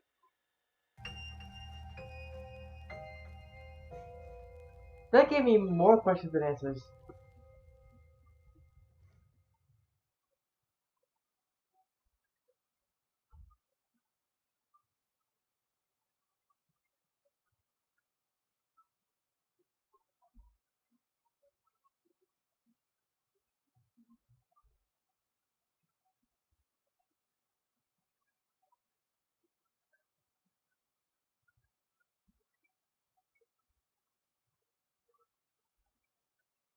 It stopped.